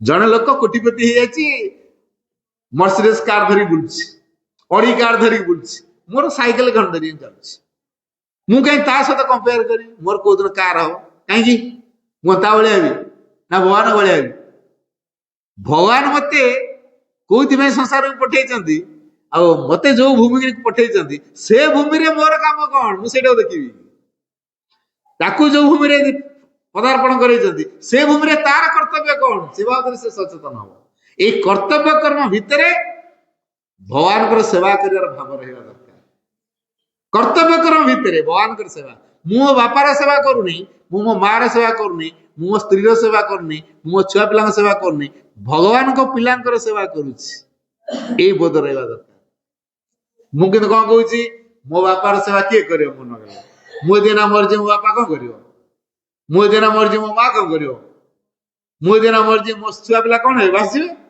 ମୁଁ ଦିନ ମରିଛି ମୋ ସ୍ତ୍ରୀଟା ବିଧବା ହେଇଯିବ ନା ନା ମୁଁ ସେ ମାନରେ ବଞ୍ଚିବା ଦରକାର ଆଉ ଭଗବାନ ପାଇଁ କୋଉଦିନ ବଞ୍ଚିବି ମୁଁ ତ ମୋ ସ୍ତ୍ରୀ ପାଇଁ ବଞ୍ଚିଲି ମୋ ଛୁଆ ପିଲା ପାଇଁ ବଞ୍ଚିଲି ମୁଁ ମୋ ବାପା ମାଙ୍କ ପାଇଁ ବଞ୍ଚିଲି ଭଗବାନ ପାଇଁ ବଞ୍ଚିବି କୋଉଦିନ ଯୋଉଦିନ ମୁଁ ଭଗବାନଙ୍କ ପାଇଁ ବଞ୍ଚିବି ମୋ ସ୍ତ୍ରୀର କର୍ତ୍ତବ୍ୟ ସ୍ତ୍ରୀ ପ୍ରତି ମୋର କର୍ତ୍ତବ୍ୟ ଯାହା ମୋ ସ୍ୱାମୀ ପ୍ରତି ମୋର କର୍ତ୍ତବ୍ୟ ଯାହା ମୋ ବାପା ପ୍ରତି ମୋର କର୍ତ୍ତବ୍ୟ ଯାହା ମୋର ମା ପ୍ରତି କର୍ତ୍ତବ୍ୟ ଯାହା ମୋ ଛୁଆ ପିଲାଙ୍କ ପ୍ରତି ମୋର କର୍ତ୍ତବ୍ୟ ଯାହା ଭାବିବି ସେ କର୍ତ୍ତବ୍ୟ କର୍ମଟା ଭଗବାନଙ୍କର ପିଲା ସେମାନେ ମୁଁ ତାଙ୍କର ସେବା କରୁଛି ସେମାନେ ଭଗବାନଙ୍କ ପିଲା ମୁଁ ତାଙ୍କର ସେବା କରୁଛି ସେମିତି ଅନ୍ୟମାନଙ୍କୁ ମଧ୍ୟ ଭାବିବା ଦରକାର ଭଗବାନ ପିଲା ବୋଲି ଯେହେତୁ ଆମ ପରିବାରରେ ଭଗବାନଙ୍କ ପିଲାର ଭାବନା ନାହିଁ ଅନ୍ୟମାନଙ୍କୁ କାହିଁ ଭଗବାନ ପିଲା ଭାବିପାରୁନି ଓଡିଆଟା ଆମ ପାଖରେ ଅଛି ନା ଭଗବାନ ପାଖରେ ଅଛି ଆମ ପରିବାରର ଲୋକମାନଙ୍କୁ ଆମେ କଣ କହୁଛୁ କେବେ କହିପାରୁଛୁ ଭଗବାନ ପିଲା ବୋଲି କେବେ ଆମେ କହିପାରୁନି ମାନେ ଭଗବାନ ପିଲା ବୋଲି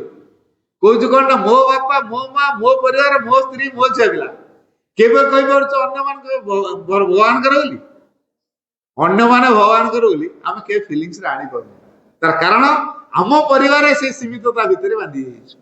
ଏ ସୀମିତତାର ଜ୍ଞାନଟା ଆମ ଭିତରୁ ଦୂରେଇଲେ ବିଶାଳତା ବୋଧ ତିଆରି ହେବ।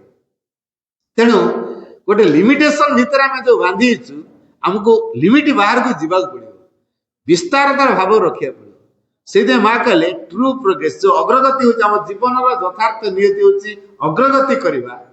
ଅଗ୍ରଗତିଟା କୋଉଠି ଅଛି? ମା କହିଲେ true progress lies in widening the spirit and abolition of all limitations। ବାକ୍ୟଟା ଟିକେ ଭଲ କି ଶୁଣିବେ। ମା କଣ କହିଲେ? True progress lies in widening the spirit and abolition of all limitations। ଯଥାର୍ଥ ପ୍ରଗତି ରହିଛି, true progress lies in widening the spirit, ଆମ ଚେତନାକୁ ପ୍ରସାରିତ କରିବାରେ।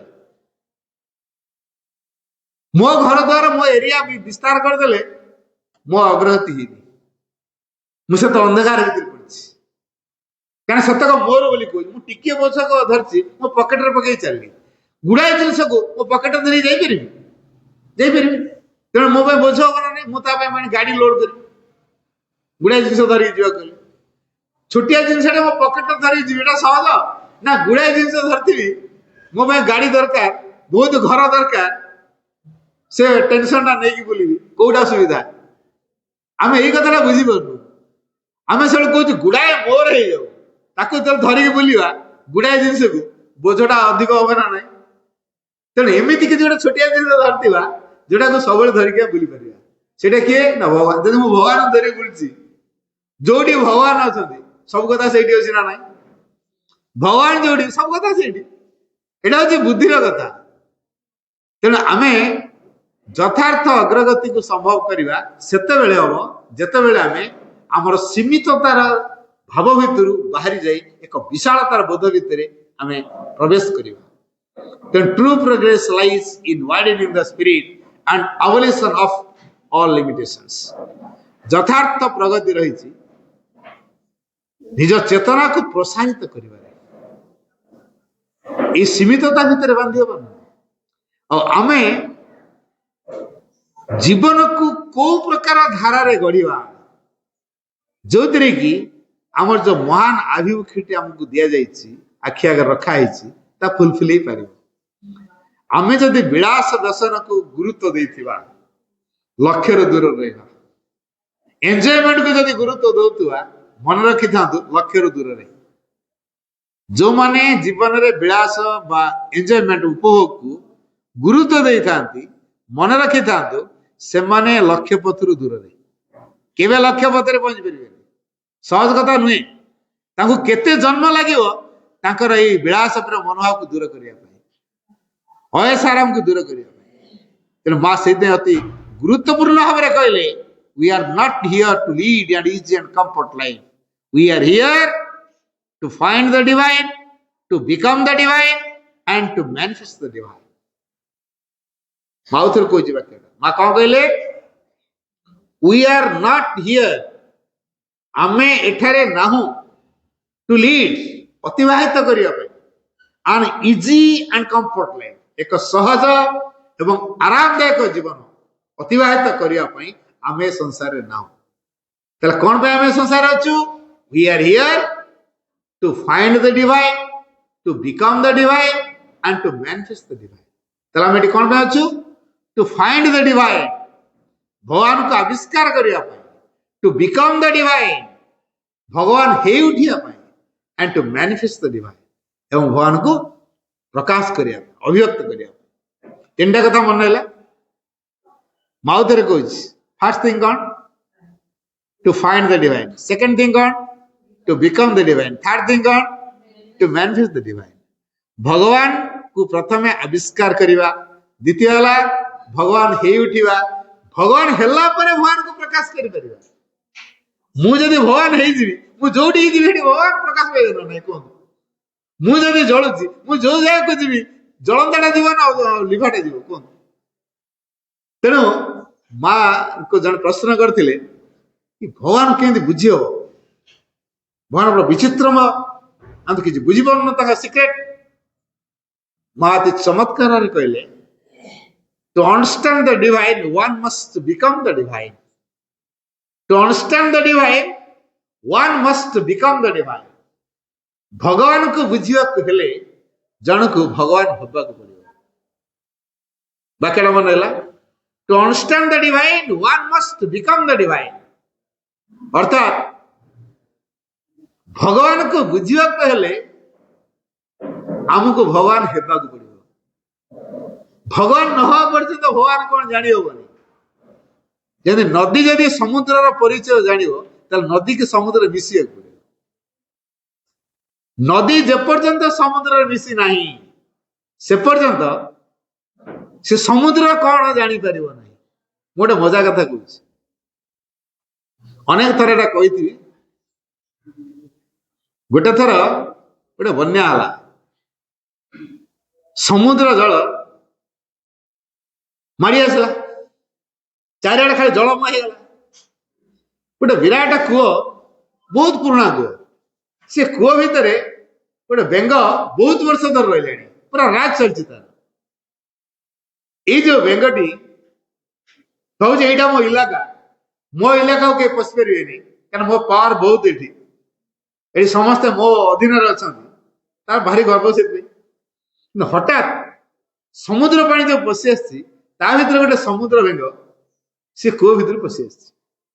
ଯେତେବେଳେ ବନ୍ୟା ଜଳ ଛାଡିଗଲା, ବାଇ ମିଷ୍ଟେକ୍ ସେଇ ସମୁଦ୍ର ବେଙ୍ଗଟା ରହିଗଲା କୋଉଠି?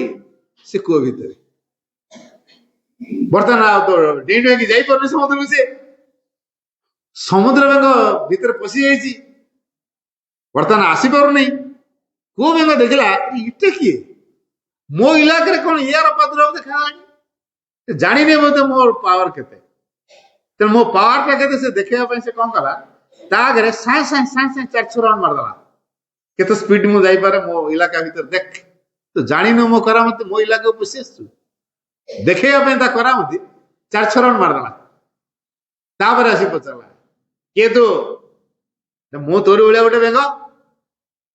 ତୋର ଆଡ୍ରେସ କୋଉଠି ଆସିଛୁ? ତୁ ଧମକେଇ କହୁଛୁ ପୁଣି କୋଉଠି ଆସିଛୁ ତୁ? ନା ମୁଁ ସମୁଦ୍ର ଆସିଛି। ସମୁଦ୍ର? ସେଟା କୁଆଡେ?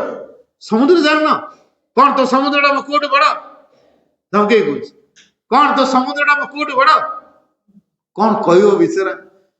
ଭାବିଲା। ବର୍ତ୍ତମାନ ସମୁଦ୍ର ବେଙ୍ଗ ଭାବୁଛି ଇଏ କୂଅ ବେଙ୍ଗକୁ ମୁଁ କେମିତି ବୁଝେଇବି ସମୁଦ୍ରଟା କେତେ ବଡ। ସେ ଭଗବାନଙ୍କୁ ପ୍ରାର୍ଥନା କଲା, ପ୍ରଭୁ ଆଉ ଥରେ ବନ୍ୟା କର, ମୁଁ ଏ କୂଅ ବେଙ୍ଗକୁ ନେଇକି ସମୁଦ୍ରରେ ପହଞ୍ଚେଇବି। ସେତେ ସମୁଦ୍ରରେ ଛାଡ଼ିଦେଲା ପରେ ତାପରେ ସେ ଜାଣିବ ସମୁଦ୍ରଟା କଣ। ଏବେ ଯେହେତୁ ସେ କୂଅ ଭିତରେ ଅଛି, ସେ ଆଉ ଜାଣିପାରୁନି ସମୁଦ୍ରଟା କଣ। ଠିକ ସେଇଭଳି ଆମେ ବର୍ତ୍ତମାନ ନିଜର ପରିସର ଭିତରେ ଏମିତି ସୀମିତ ହେଇକି ଯାଇଛୁ, ଭଗବାନ କଣ ଏତେ ବିରାଟ? ଭଗବାନ କଣ ଏସବୁ କରିଦେବେ? ମୋ ସାମର୍ଥ୍ୟ କିଛି କାମ କରିବନି। ଥରେ କେବେ ଚିନ୍ତା କରୁଛୁ ଶ୍ୱାସକ୍ରିୟାଟା ଯୋଉ କରୁଛୁ କାହା ଇଙ୍ଗିତରେ? ହାତ ଯଦି ଆମର ଚାଲୁଛି, ଗୋଡ ଯଦି ଆମର ଚାଲୁଛି, ଆଖି ଯଦି ଆମର ଦେଖୁଛି, କାନ ଯଦି ଆମର ଶୁଣୁଛି, ପାଟି ଯଦି ଆମର କଥା କହୁଛି, କାମ ଯଦି ଆମେ କରିବା ପାଇଁ ସମର୍ଥ ହେଇପାରୁଛୁ, କାହା ଇଙ୍ଗିତରେ ଜାଣିଛନ୍ତି? ଭଗବାନଙ୍କ ଶକ୍ତିରେ। ଯଦି ଭଗବାନଙ୍କର ଶକ୍ତି ନ ହବ ତାହେଲେ ଆମେ ଗୋଟେ ଇଞ୍ଚ ମଧ୍ୟ ମୁଭମେଣ୍ଟ କରିପାରିବାନି, କିଛି କାମ ବି କରିପାରିବାନି। ତାପରେ ବି କହୁଛୁ ମୁଁ ଏତେ କଥା କରିଦେଇ ପାରିବିନି, ଭଗବାନ ସବୁ କରିଦେବେ। ୟେସ୍, ଭଗବାନ ସବୁ କଥା କରିବେ। ମୋ ପାଇଁ ଯୋଉ ଆବଶ୍ୟକ ସେତେବେଳେ କରିବେ ଯଦି ମୁଁ ତାଙ୍କ ପାଇଁ ଜୀବନ ବଞ୍ଚିବି। ସର୍ତ୍ତ ଅଛି, ଭଗବାନଙ୍କର ସର୍ତ୍ତ ଅଛି। କଣ ସେ ସର୍ତ୍ତ? ଯଦି ମୁଁ ଭଗବାନଙ୍କ ପାଇଁ ବଞ୍ଚିବି ତାହେଲେ ମୋ ପାଇଁ ଯାହା ଦରକାର ଭଗବାନ କରିବେ। ଆମେ ଥର ଟିକେ ପ୍ରଶ୍ନ କରିବା, ସତରେ କଣ ଆମେ ଭଗବାନ ପାଇଁ ବଞ୍ଚୁଛୁ? ସତରେ କଣ ଭଗବାନ ପାଇଁ କାମ କରୁଛୁ? ନା ଭଗବାନ ପାଇଁ କାମ କରୁଛୁ, ନା ଭଗବାନ ପାଇଁ ବଞ୍ଚିଛୁ। ଆଉ ଭଗବାନ କାହିଁକି ଆମ କଥା ବୁଝିବେ? ମତେ କୁହନ୍ତୁ। ଆମେ ଭଗବାନ ସୃଷ୍ଟି କରିଦେଲେ ବୋଲି କୋଟା ନେଇଗଲେ, ତମକୁ ସୃଷ୍ଟି କଲେ ଯେହେତୁ ତମ ଦାୟିତ୍ୱଟା ମୋର ନା। ଆଉ ନା, ସରି ହଉଥିବ ସେଇଠି। ତମେ ଯୋଉଦିନ ମତେ ଏଠୁ ମନେ ପକେଇବ, ମତେ ଡାକିବ, ତାପରେ ଯାଇକି ମୁଁ ତମ ହେଲ୍ପଟା ଦେବି। ତେଣୁ ଆମେ ସେଇଠି ପଡିଥିବା। ସେମିତି ନ ଡାକିବା ପର୍ଯ୍ୟନ୍ତ ଭଗବାନଙ୍କ ସାହାଯ୍ୟ ମିଳିବନି। ଛୋଟିଆ ଛୁଆ ନ କାନ୍ଦିଲେ ତା ମା କ୍ଷୀର ଦଉନି, ସତନା ମିଛ କୁହନ୍ତୁ? ଆମେ ସେମିତି ମାକୁ ନ ଡାକିଲେ ମାଙ୍କ ସାହାଯ୍ୟରେ ସହଜ ପାଇଯିବା? ଡାକିବାକୁ ପଡିବ। କାହିଁକି ଡାକିବା ଜାଣିଛନ୍ତି? କାରଣ ବାରମ୍ବାର ମାଆକୁ ଡାକିଲେ ମାଆଙ୍କ ସହିତ ଆମର ସମ୍ପର୍କ ଯୋଡି ହୁଏ, ମାଆଙ୍କ ସହିତ କନେକ୍ସନ ତିଆରି ହୁଏ। ଆଉ ମାଆଙ୍କ ସହିତ କନେକ୍ସନ ତିଆରି ହେଲେ କଣ ହବ? ମାଆଙ୍କ ପାଖରେ ଯାହା ଯାହା ଅଛି ଆମ ପାଖକୁ ସଞ୍ଚରି ଆସିବ।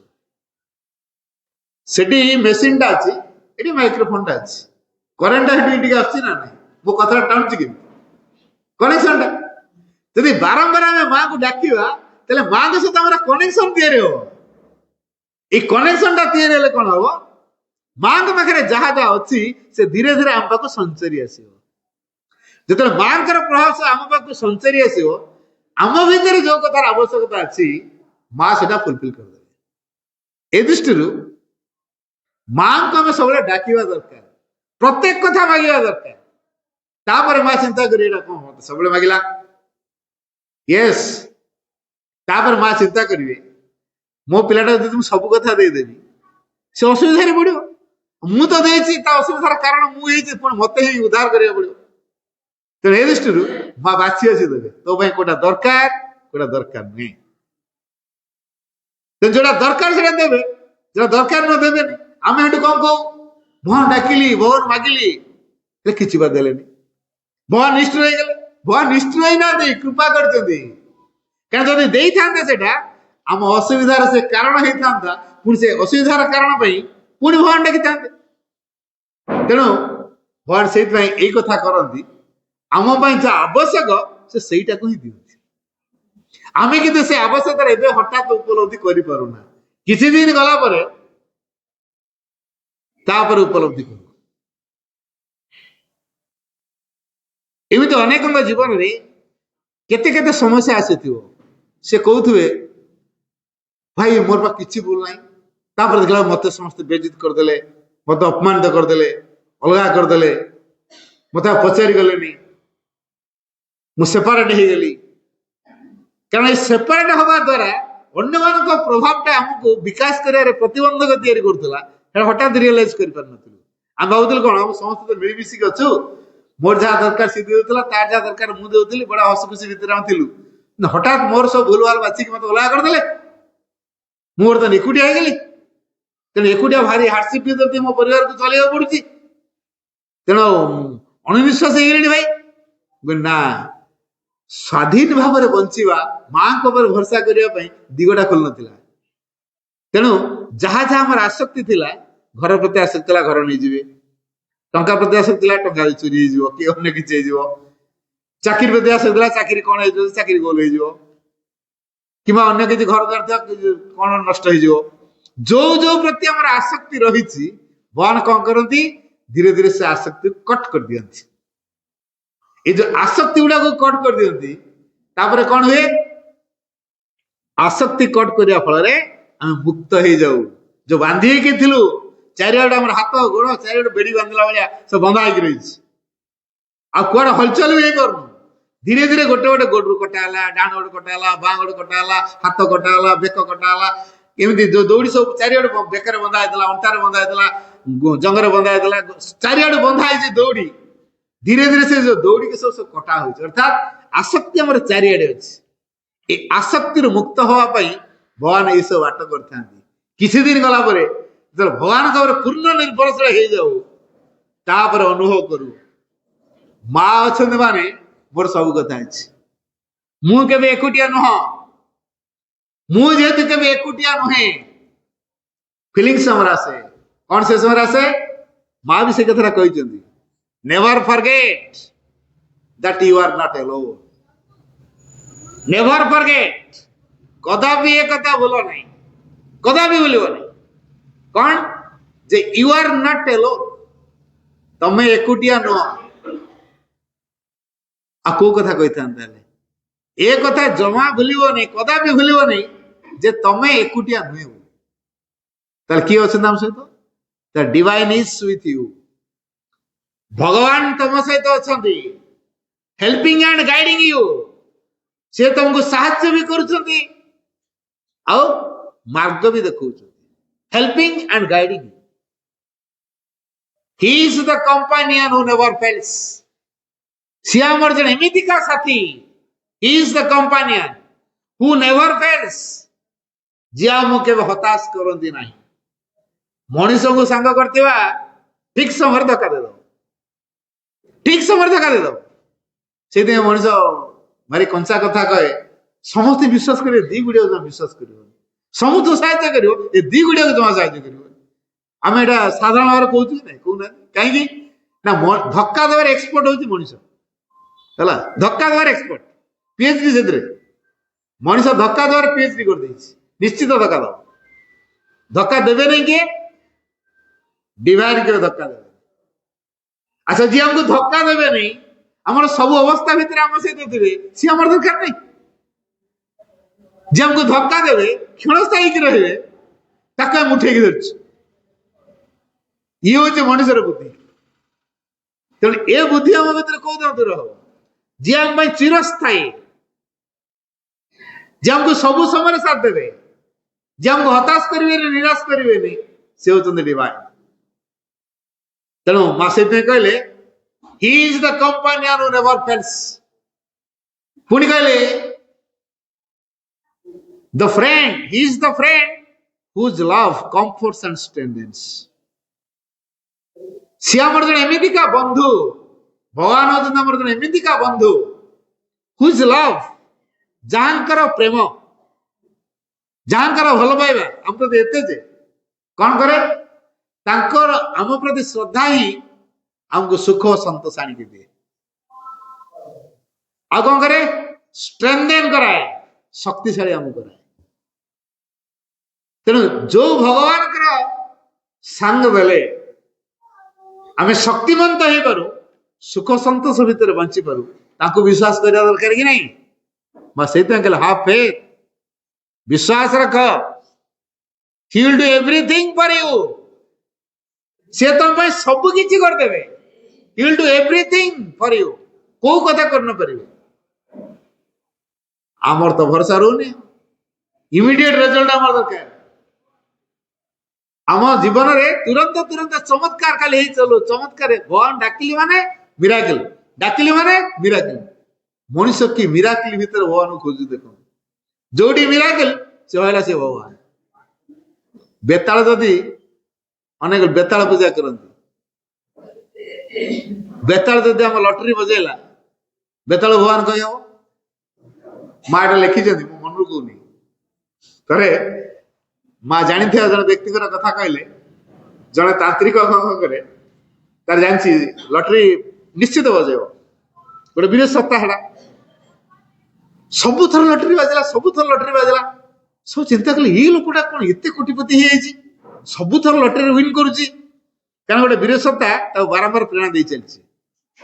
ସେ ବିରେଷ ସପ୍ତାହ ତାକୁ ପ୍ରେରଣା ଦେଲା, ତ ସବୁତକ ପଇସା ଲଗା ଲଟେରୀରେ ଦେଲା ଲଗେଇ, କାରଣ ସେ ସବୁଥର ତ ଜିତେ ଜିତେ ଆସିଛି, ତ ପ୍ରଚୁର ଟଙ୍କା ହେଇଗଲା, ଲଗେଇଦେଲା ସବୁତକ। ଯେତେବେଳେ ଲଗେଇଦେଲା, ଏକାଥରେ ଫେଲ କରିଦେଲା, ସଇଲା ଭିକାରୀ। ଗୋଟେ ମିନିଟ ଲାଗିଲାନି, ଭିକାରୀ ହେଇଗଲା, ଗଲା ବର୍ବାଦ। ଏଇଭଳିଆ ହବ ଚମତ୍କାର ଜିନିଷ, ଏଇଭଳିଆ ହବ ହେଲା। ତେବେ ଆମେ କେବେ ଚମତ୍କାରିତାରେ ବିଶ୍ୱାସ କରିବାନି, କାରଣ ଚମତ୍କାରିତା ଆଧ୍ୟାତ୍ମିକତା ନୁହେଁ, ସେ ଭଗବାନଙ୍କ ଆଡକୁ ନେଇଯିବନି। ଆମେ ଯୋଉ ଚମତ୍କାରିତା ଦେଖି ଦେଖି ଭାବୁଛୁ, ବିଶ୍ୱାସ କରିଦଉଛୁ, ସେଇଟା ମୋଟେ ଠିକ ନୁହଁ। ଏଟା ଆବଷ୍ଟ୍ରାକ୍ଟ ଜିନିଷ, ଉଦ୍ଭଟ କଥା। ତେଣୁ ଭଗବାନ ଯିଏ, ସେ ଆମ ସହିତ ସବୁ ସମୟରେ ଅଛନ୍ତି। ସେ ଆମକୁ ହତାଶ କରିବେନି, ନିରାଶ କରିବେନି। ଆମ ଦୁଃଖ ସମୟରେ ବି ସେ ଅଛନ୍ତି। ଆଉ ଆମେ ଏମିତିକା ଜଣେ ମାଙ୍କୁ ପାଇଛୁ, ଆମେ ଯଦି ବୁଡି ଯାଉଥାଉ, ସେ ଆମକୁ ଦୌଡି ପକେଇକି ଉଠେଇବା ମା ଇଏ ନୁହନ୍ତି। ଆଉ କଣ କରିବେ ମା ତାହେଲେ? କୂଅରେ ବୁଡି ଯାଉଛି, ଆମକୁ ଉଠେଇବେନି ମା, ଦୌଡି ପକେଇ ମା ଉଠରେ ବାବା, ତୁ ମୋ ବେଟା ତ ଉଠ। ଇଏ ମା ଦେଖୁଥିବେ, ସେ କରିବେ କି? ଆମ ସହିତ ସେ ବୁଡିବେ, ବୁଡିବାର ଏକ୍ସପିରିଏନ୍ସ ସିଏ ନେବେ, ଆମକୁ ଦେବେ, ତାପରେ ଏକାଥରେ ଉଠେଇକି ସିଏ ଆସିବେ, ଆମେ ଆସିବା। ଇଏ ହଉଛନ୍ତି ସେଇ ମା, ବୁଝିପାରୁଛି? ତେଣୁ ଇଏ ଦୌଡି ପକେଇବେ, ଉଠେଇକି ଆଣିବେ, ସେ ମା ଇଏ ନୁହଁ। ଏଇ ନିରୋଧ ବରଣଙ୍କ ମା ଏ କଥାଟା କହିଥିଲେ, ଏ ବାଣୀଟି କହିଥିଲେ ହେଲା। ମୁଁ ତମର ସେଇ ମା ନୁହେଁ ଯେ କି ବୁଡି ଯାଉଥିବା ସମୟରେ ଦୌଡି ପକେଇକି ତମେ ଉଠେଇବ। ମୁଁ ତମର ସେଇ ମା, ତମେ ବୁଡି ଯାଉଥିବା ସମୟରେ ମୁଁ ବି ବୁଡେ, ତମକୁ ବୁଡିବାର ଅନୁଭୂତି ଦେଇ ମୁଁ ଉଠାଏ। ତେଣୁ ମୁଁ ତମର ସେଇ ମା ନୁହେଁ, ତମେ ବୁଡି ଯାଉଥିବା ସମୟରେ ମୁଁ ତମ ଦୌଡି ପକେଇ ଉଠେଇବି। ଅନୁମାନ କରନ୍ତୁ, ଇଏ ହଉଛନ୍ତି ସେଇ ମା। ଆମ ଦୁଃଖ ସମୟରେ ସେ ଆମ ସହିତ ଥାନ୍ତି। ଲୋକ ଆମର ଦୁଃଖ ସମୟରେ ବନ୍ଧୁବାନ୍ଧବ ସବୁ ଆମେ କରିଛୁ, ଦଉଥିବା ନଉଥିବା ଠିକ ଅଛି, जो देई चलचु सब बंधुबांधव आपणार लगे जो दबा बंद होगा सैला बंधुबांधव धीरे धीरे आउट हो ताप खाटा कहीं जो तो मिलने कहीं जो मिलू आम से ये हूँ संपर्क देन देन हिसाब सब बार्गेनिंग चलती प्रकृत बंधु एम नुहति a friend in need is a friend in need इंग्राजी प्रोवर्ब एटा अच्छी a friend in need is a friend in need विपद समय बंधु होचन प्रकृत बंधु जी आम सहित विपद समय था से होती भाई भगवान विपद समय आम सहित था आमको हताश करते निराश करेंगे भगवान तुम दरकार कि नहीं तेणु यही भगवान को उपस्थिति को जीवन में सब समय उपलब्धि कर शिखिले आम जीवन आनंदमय आम सब कौन चाहूँ जीवन आनंद चाहूँ सुरक्षा चाहूँ शांति चाहूँ तीन मुख्य जिनस आम समस्त आवश्यक कौन कौन शांति सुरक्षा आनंद तीन जिनस चाहिए कि आमको किसी करिया पड़े कौन करिया माँ कहते it is the divine presence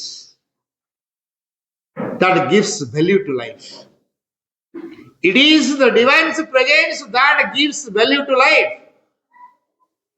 it is से दिव्य उपस्थिति जहाँकि आम जीवन को मूल्यबोध दे था मूल्यवान करे दिव्य उपस्थिति माँ पुणी कहले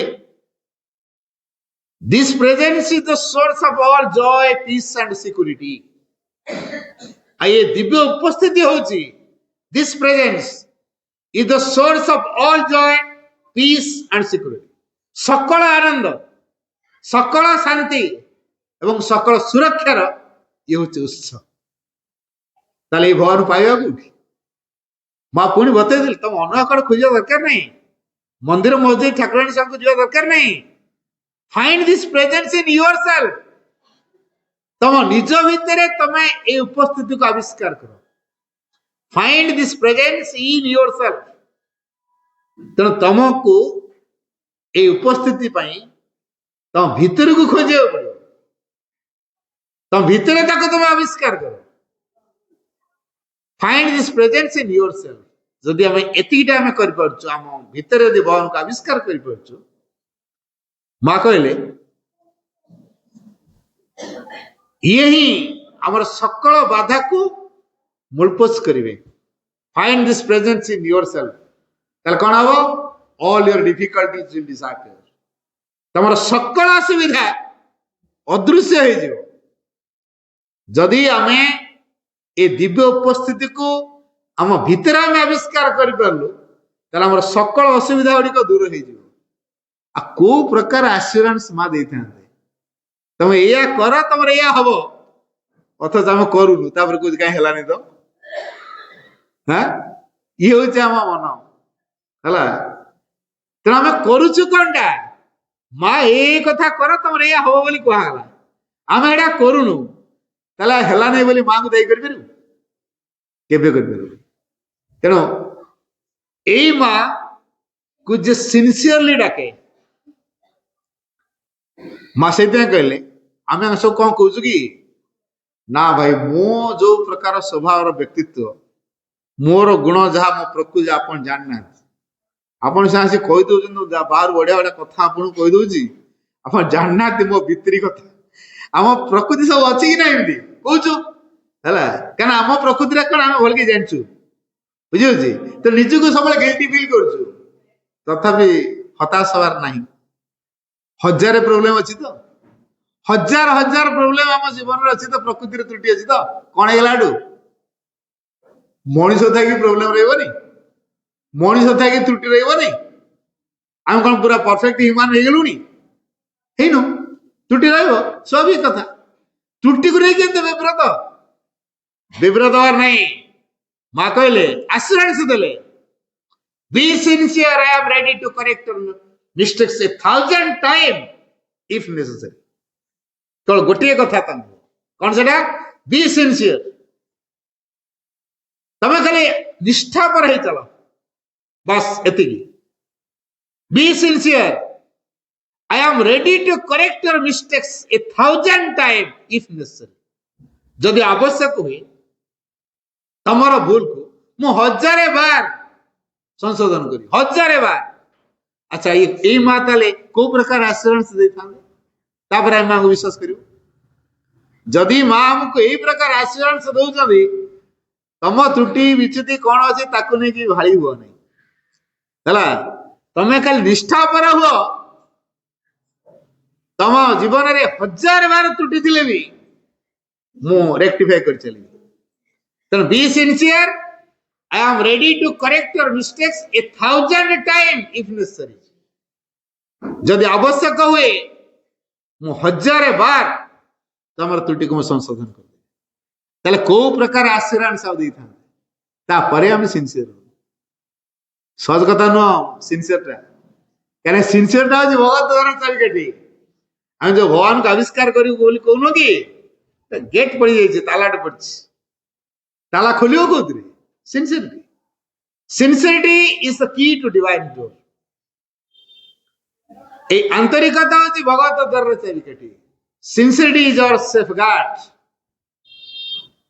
ए आंतरिकता होची हमरा रक्षा कवच जी जते आंतरिक मन रखी था से सत सुरक्षित भय तो प्रति मुहूर्त रे सुरक्षा दे चलिए विपद केते बड़ आसुना कहीं केते बड़ विपद आसु विपदटा संपद रे परिणत हो सुजोग रे परिणत हो माँ ये काम करिए विराट बड़ बाधा देखा इतने सुंदर भाव से सुजोग रे परिणत हो हमें माइंड रे कल्पना करि तो डिफिकल्टीज में चिंता करवानी त्रुटि विच्युति में चिंता करवानी कौन चिंता करिया ताले केवल भगवान चिंता करें मोर दरकार भगवान ये आंतरिक हवा माँ सूत्र देले माँ को आम बारंबार कहूँ माँ मुझे तो आंतरिक हो पारे जहाँ मो प्रोब्लेम अच्छी आम बारंबार एक प्रकार प्रोब्लेम माँ कहले if you earnestly say to the divine I want only the if you earnestly say to the divine अर्थात जदि तुम्हें ऐकांतिक भाव रे भगवान को कह आई वांट ओनली दी मु केवल तुमको ही चाहे I want only thee the divine will arrange your circumstances in such a way भगवान तोर परिस्थिति गुड़ा को एमती सजाड़ी देवे जे you are compelled to be sincere तमे आंतरिक हेवा पई बाध्य बाणी माउथर कहूँ माँ कहले if you earnestly say to the divine जदि तुम्हें ऐकांतिक भाव रे भगवान को कह आई वांट ओनली दी मु केवल तुमको ही चाहे the divine will arrange your circumstances in such a way भगवान तोर परिस्थिति गुड़ा एमती सजाड़ देवे जे you are compelled to be sincere तमे आंतरिक हेवा पई बाध्य आंतरिक ही परिवानी निश्चित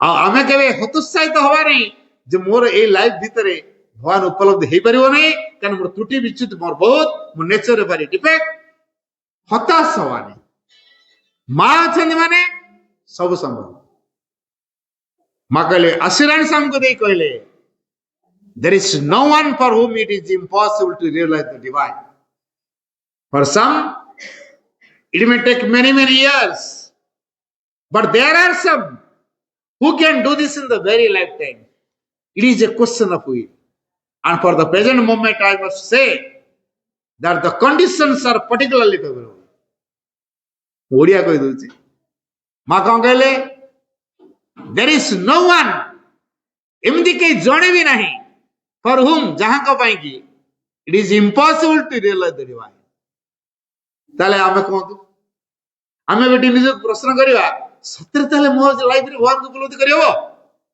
मां ए कथा कहले एमिति संसार के जणे भी नहीं जे कि भगवान को उपलब्धि करि परिबो नहीं ता अर्थ समस्त भगवान को उपलब्धि करि परिबो there is no one for whom it is impossible to realise the divine ए भगवान को उपलब्धि करिवा पई केही जणे असमर्थ न समस्त संभव समस्त पक्षेटा संभव किंतु for some it may take many years केतकंक पई এটা অনেক অনেক বর্ষ লাগি যায়, অনেক অনেক বর্ষ, জন্ম জন্ম লাগিଯିବ, ବର୍ଷ ତ ଛାଡ ଜନ୍ମ ଜନ୍ମ ଲାଗିଯିବ। But there are some who can do this in the very lifetime।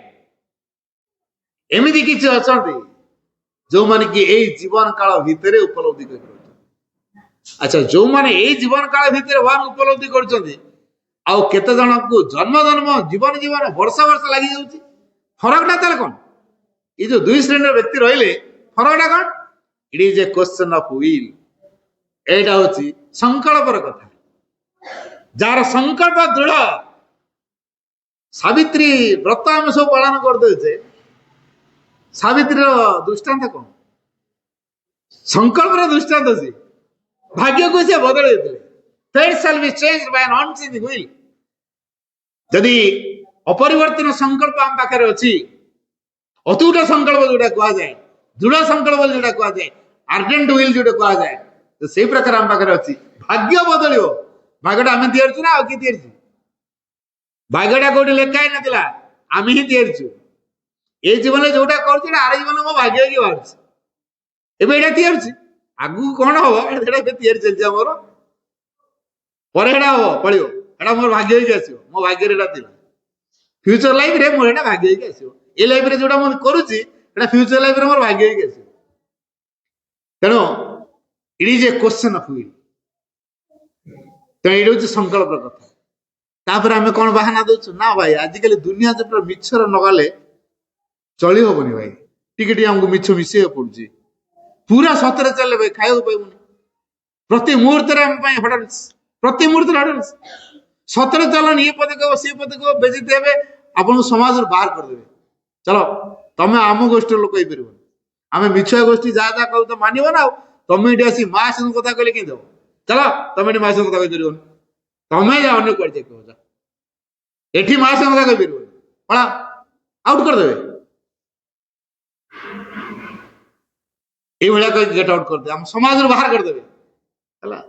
ତାପରେ ବି ଭଗବାନ ଆମ ସହିତ ଥିବେ ନା ନାଇଁ?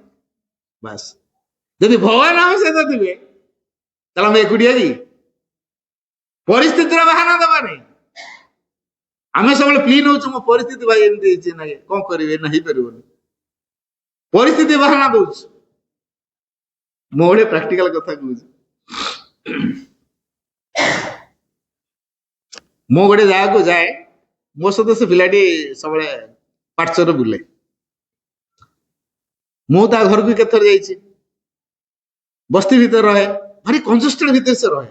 ବଡ ପରିବାରଟା, ତାର ଭାଇ ଭାଉଜ ଏମାନେ ସବୁ ଅଛନ୍ତି, ତା ପରିବାର ଗୋଟେ ରୁମରେ ଏଣ୍ଟାୟାର ଫ୍ୟାମିଲି ହେଲା, ଛୁଆ ପିଲା ବାପୁ ମା ସବୁ ଗୋଟେ ରୁମ, ଗୋଟେ ଗୋଟେ ରୁମ ସମୁଦାୟ। ଭାରି କଞ୍ଜଷ୍ଟେଡ ଭିତରେ ରହୁଥିଲା। ତାପରେ ବି ମାଙ୍କୁ ଯେହେତୁ ତାର ଟିକେ ଭଲ ପାଇବା ଅଛି, ତେଣୁ ସେ ମୋ ସହିତ ପାଠଚରେ ବୁଲେ। ତାକୁ ମୁଁ କହିଲି, ବ୍ୟସ୍ତ ହୁଅ ନା, ତମର ମୁଁ ଯାଇଥିଲି ତମ ଘରକୁ, ତମକୁ କହିଲି ଯେ ପାଠଚର ଭାଇ କୋଉଠି କରିବେ ଆସନ୍ତୁ ଦେଖିବେ। ତା ଖଟ ଉପରେ ବସିକି ଆମେ ପାଠଚର କଲୁ, ବୁଝିଲା। ତା ପରିବାର ଖଟ ଉପରେ ବସିକି, ଖଟ ଉପରେ ତଳେ ଏମିତି ସବୁ ବସିକି ଯାଇ ପାଠଚର କଲୁ। ତାପରେ ଦେଖୁଛନ୍ତି ତ ଭାଇ ଆମ ଘର। ବ୍ୟସ୍ତ ହୁଅ ନା, ଏ ଅବସ୍ଥା ରହିବନି ନା, ମା ଦୂରେ ଦେବେ ନା।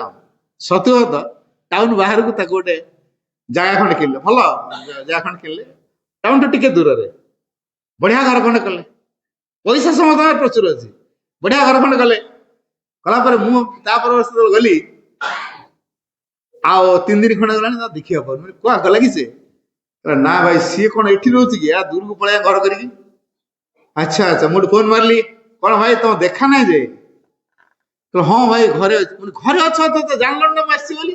ହଁ, ଜାଣିଲା ପରେ ଘରେ ବସିଛ? କଣ କରିବି ଭାଇ, ଘରଟାକୁ ଏକୁଟିଆ ଘରଟା ତ ଛାଡିକି ଯାଇ ହବନି। ମୁଁ ଦେଖ, ତମେ ମୋ ସହିତ ବୁଲି ବୁଲି ପାଠଚର କରୁଥିଲ, ମୁଁ ତମକୁ କହିଥିଲି ମା ତମ ଘର ବ୍ୟବସ୍ଥା କରିଦେବେ, କିନ୍ତୁ ତମ ଘର ଜଗଳି କରିବା କଥା ମା କହିନଥିଲେ। କିନ୍ତୁ ତମେ ନିଜେ ଘର ଜଗଳି ବନିଗଲ ଯେ, ତମ ଘରଟାକୁ କେମିତି ନେଇକି ପଳଉଛି? ଘରଟା କଣ ଜଗିଛ ବୋଲି କହୁଛ? ତମ ଘରଟା କିଏ ଟେକି ନେଇକି ପଳେଇବ? ଘରେ କଣ ଜଗିଛ କହୁଛ? ଏକୁଟିଆ ଘରଟା ତ ଟାଉନଠୁ ଟିକେ ଦୂରରେ, ସେଇଥିପାଇଁ ଘରଟା ଛାଡିକି ଯାଉନି। ମାନେ ମା ତମ ଘର ଜଗଳି କରିବାକୁ କହିଥିଲେ, ତମେ ନିଜେ କହୁଛ ମୁଁ ଘର ଜଗଳି କିରି। ପାଠଚର କରୁଥିଲ, ଘର ହେଲା, ଆଉ ମା କୋଉଠି କହିଲେ ତମ ଘର ଜଗଳି ହବା ପାଇଁ? ବାହାର ଘରୁ ଆସ। ତା ମନ ତ ବୁଝୁନି, ଆଉ କଣ କରିବ? ମୁଁ ତ ପୁଷ କଲେ କୋଉଠି ହବ, ହେଲାନି ଆଉ, ଗଲା ଆଉ। ତାପରେ ଥରେ ଆସିକି ମୋତେ ଦେଖା କଲା। ସେ ବର୍ଷ ପଳେଇଲା, ଆଉ ଦେଖା ଦେଲାନି ମୂଳରୁ। କହିଲା ଭାଇ ଆପଣ ଠିକ କଥାଟା କହୁଥିଲେ। ମୁଁ କହିଲି, ଠିକ କଥାଟା ତ କହୁଥିଲି, ଆଉ ଦେଖା ଦେଲାନି କଣ ପାଇଁ ଆସିକି? କଣ କରିବା ଭାଇ, ଗୋଟେ ମୋହ ମାୟା ଆସକ୍ତି ସବୁ ଅଛି ତ। ନୂଆ ଘରଟା ତିଆରି ହେଉଛି, ଲୋକଙ୍କର ସବୁ ଦୃଷ୍ଟି, ଏତେ ବଡ ଘରଟା ଖୋଲ, ବହୁତ ବହୁତ ପଇସା ବୋଧେ ଅଛି, ଘରେ କେତେବେଳେ ଚୋର ଡକାୟତ ପଶିବେ କଣ କରିବେ, ଏଇ ଭୟରେ। ଚୋର ଡକାୟତ ପଶିଲେ କଣ ହବ? ଟଙ୍କା ପଇସା ଦେଲା ନେବେ ତ, ତାର ଆବଶ୍ୟକ ଥିବ ଟଙ୍କାଟା ତା ପାଖକୁ ଯିବ। ପୁଣି ତମର ଯେମିତି ଆବଶ୍ୟକ ହେଲା ଟଙ୍କା ତମ ପାଖକୁ ଆସିଲା, ଘର ଦ୍ୱାର କଲ, ତାର ସେମିତି ଆବଶ୍ୟକ ଥିବ ତା ପାଖକୁ ଯିବ। ଟଙ୍କାଟା କଣ ତମର? ପାଠ ତୋର ବୁଲି ବୁଲି ମୋଠୁ କଣ ତମେ ଶିଖିଛ? ଖାଲି କହୁଛ ଟଙ୍କା ଟଙ୍କା ଟଙ୍କା ଟଙ୍କା। ଟଙ୍କାଟା କଣ ତମର? ଟଙ୍କାଟା ମାଙ୍କର ନା ତମର? ତମ ପାଖରେ ଟଙ୍କା ଅଛି, ଘର କଲ। ବର୍ତ୍ତମାନ ତମ ଟଙ୍କାଟା ଯଦି ତା ପାଖକୁ ଗଲା ବୋଲି କହୁଛ, ଏଟା ଜାଣିଥ ଭଗବାନଙ୍କ ଟଙ୍କା ତା ପାଖକୁ ଗଲା, ତାର ଆବଶ୍ୟକ ଥିବ ସେ ନବ। ଚୋରି ଚୋରି ଯଦି କଲା, ଚୋରର ଆବଶ୍ୟକ ଥିବ, ସେ ନବ। ତମେ ଏତିକି ଜ୍ଞାନ ଘଟେଇ ପାରୁନ? ଭାଇ ଆପଣ ସିନା କହିଦଉଛନ୍ତି ଭାରି ସହଜରେ, ଆମେ ହ୍ୟୁମାନ ମାଇଣ୍ଡରେ ଅଛୁ ପରା, ଏତେ କଣ ସହଜରେ ବୁଝିପାରିବୁ? ଏତେ ସହଜରେ ଆମେ ବୁଝିପାରୁନୁ। ତେଣୁ ଟିକେ ସମୟ ଲାଗିବ ନା ଯାହାହେଲେ। ଆଉ ହଉ ଦେଖ ତ ମନ କୋଉ ଦିନ ବୁଝୁଛି ହେଲା। ବର୍ଷେ ଗଲା, ତାପରେ ବର୍ଷ ଗଲା, ଥାର୍ଡ ବର୍ଷରୁ ଆଇଲା। କଣ ହେଲା, ଏବେ ଘର ଯୋଗାଳି କିଏ ହେଇଗଲା ନା? ମାକୁ ବସେଇ ଦେଇଛି ନା, ମା ଏବେ ଘରେ ଯୋଗାଳି ହେଇଛନ୍ତି। ତମେ ଯେତେବେଳେ ଭଗବାନ କାମରେ ଯିବ, ତମ ଘରର ସୁରକ୍ଷା ମା ଦେବେନି? ତମେ ଭଗବାନ କାମରେ ଗଲେ ତମ ଘର ସୁରକ୍ଷା କଥା କିଏ ବୁଝିବେ? ମା ବୁଝିବେ। ତମେ ମା କାମ କରୁଛ, ମା ତମ କଥା ବୁଝିବେ। ଏତିକି କନଫିଡେନ୍ସ ତମ ତିଆରି ହଉନି, କଣ ତାହେଲେ ପାର୍ଚର କରୁଛ? ହେଠୁ ଧୀରେ ଧୀରେ ମଜବୁତ ହେଲାଣି। ଏବେ ଏବେ ପାର୍ଚରେ ବୁଲୁଛି ହେଲା। ତ ଯାହା ହଉ, ଆମର ଏଇ କନଫିଡେନ୍ସ ଅଭାବ। ଯଦି ଆମେ ଭଗବାନ ପାଇଁ ଜୀବନ ବଞ୍ଚିବା, ଭଗବାନ ଆମ କଥା ସବୁ ବୁଝିବେ। ଏଇ କନଫିଡେନ୍ସଟା ଆମର ଅଭାବ। ଆମେ କହୁଛୁ ନା, ମୁଁ ଯଦି ଧାନ ବିଲରେ ଚାଷ ନ କରିବି, ମୁଁ ଧାନ ଅମଳ କରିବି କେମିତି? ମୁଁ ଯଦି ରୋଷେଇ ନ କରିବି, ମୁଁ ଖାଇବି କେମିତି?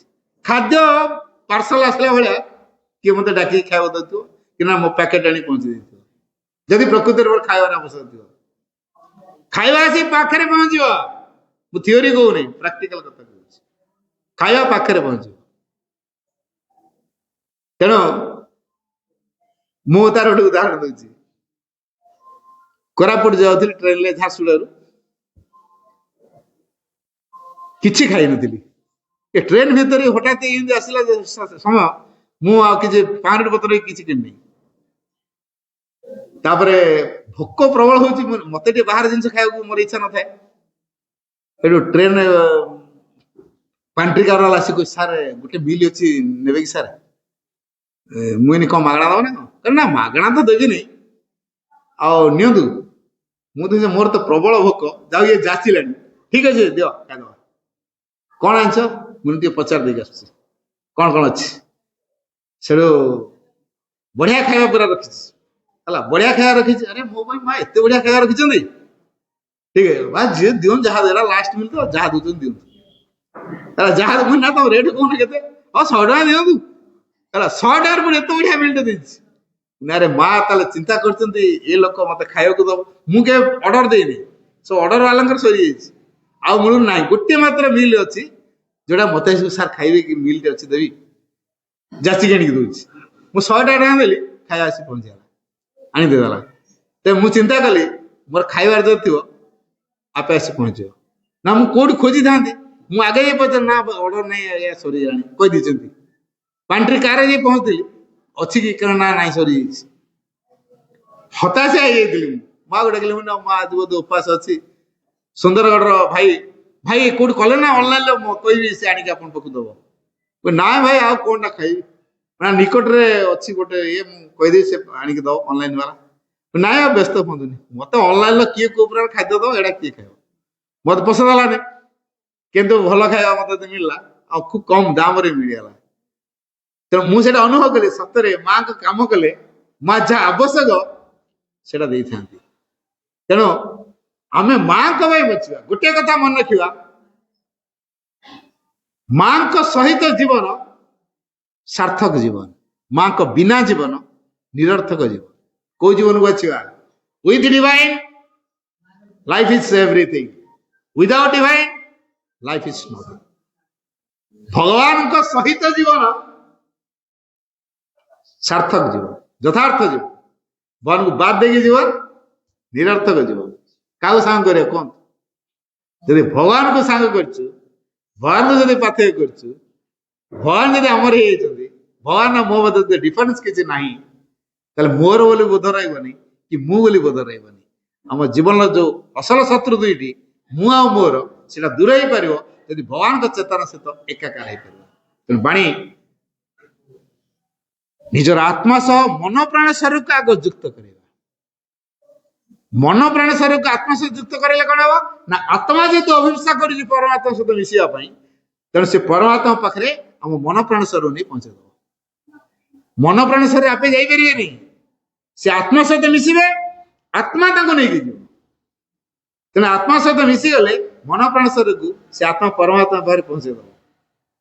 ତେଣୁ ଏଇଥିପାଇଁ କୁହାଗଲା ନିଜର ଆତ୍ମା ସହ ଯୁକ୍ତ ହୋଇ ପରମଙ୍କ ମଧ୍ୟରେ ନିମଗ୍ନ ହେଇଯିବା। ଇଏ ହଉଛି ଆମ ଜୀବନର ଯଥାର୍ଥ ଲକ୍ଷ୍ୟ। ତେଣୁ ଆସନ୍ତୁ ଭାଇ ଭଉଣୀ ମାନେ, ମନେ ରଖିବା, think only of the divine, do only for the divine and live only for the divine। ଇଏ ହବ ଆମ ଜୀବନର ବ୍ରତ। କେବଳ ଭଗବାନଙ୍କୁ ଚିନ୍ତା କରିବା, କେବଳ ଭଗବାନ ନିମିତ୍ତ କର୍ମ କରିବା, କେବଳ ଭଗବାନ ନିମିତ୍ତ ଜୀବନ ଧାରଣ କରିବା। ଧନ୍ୟବାଦ।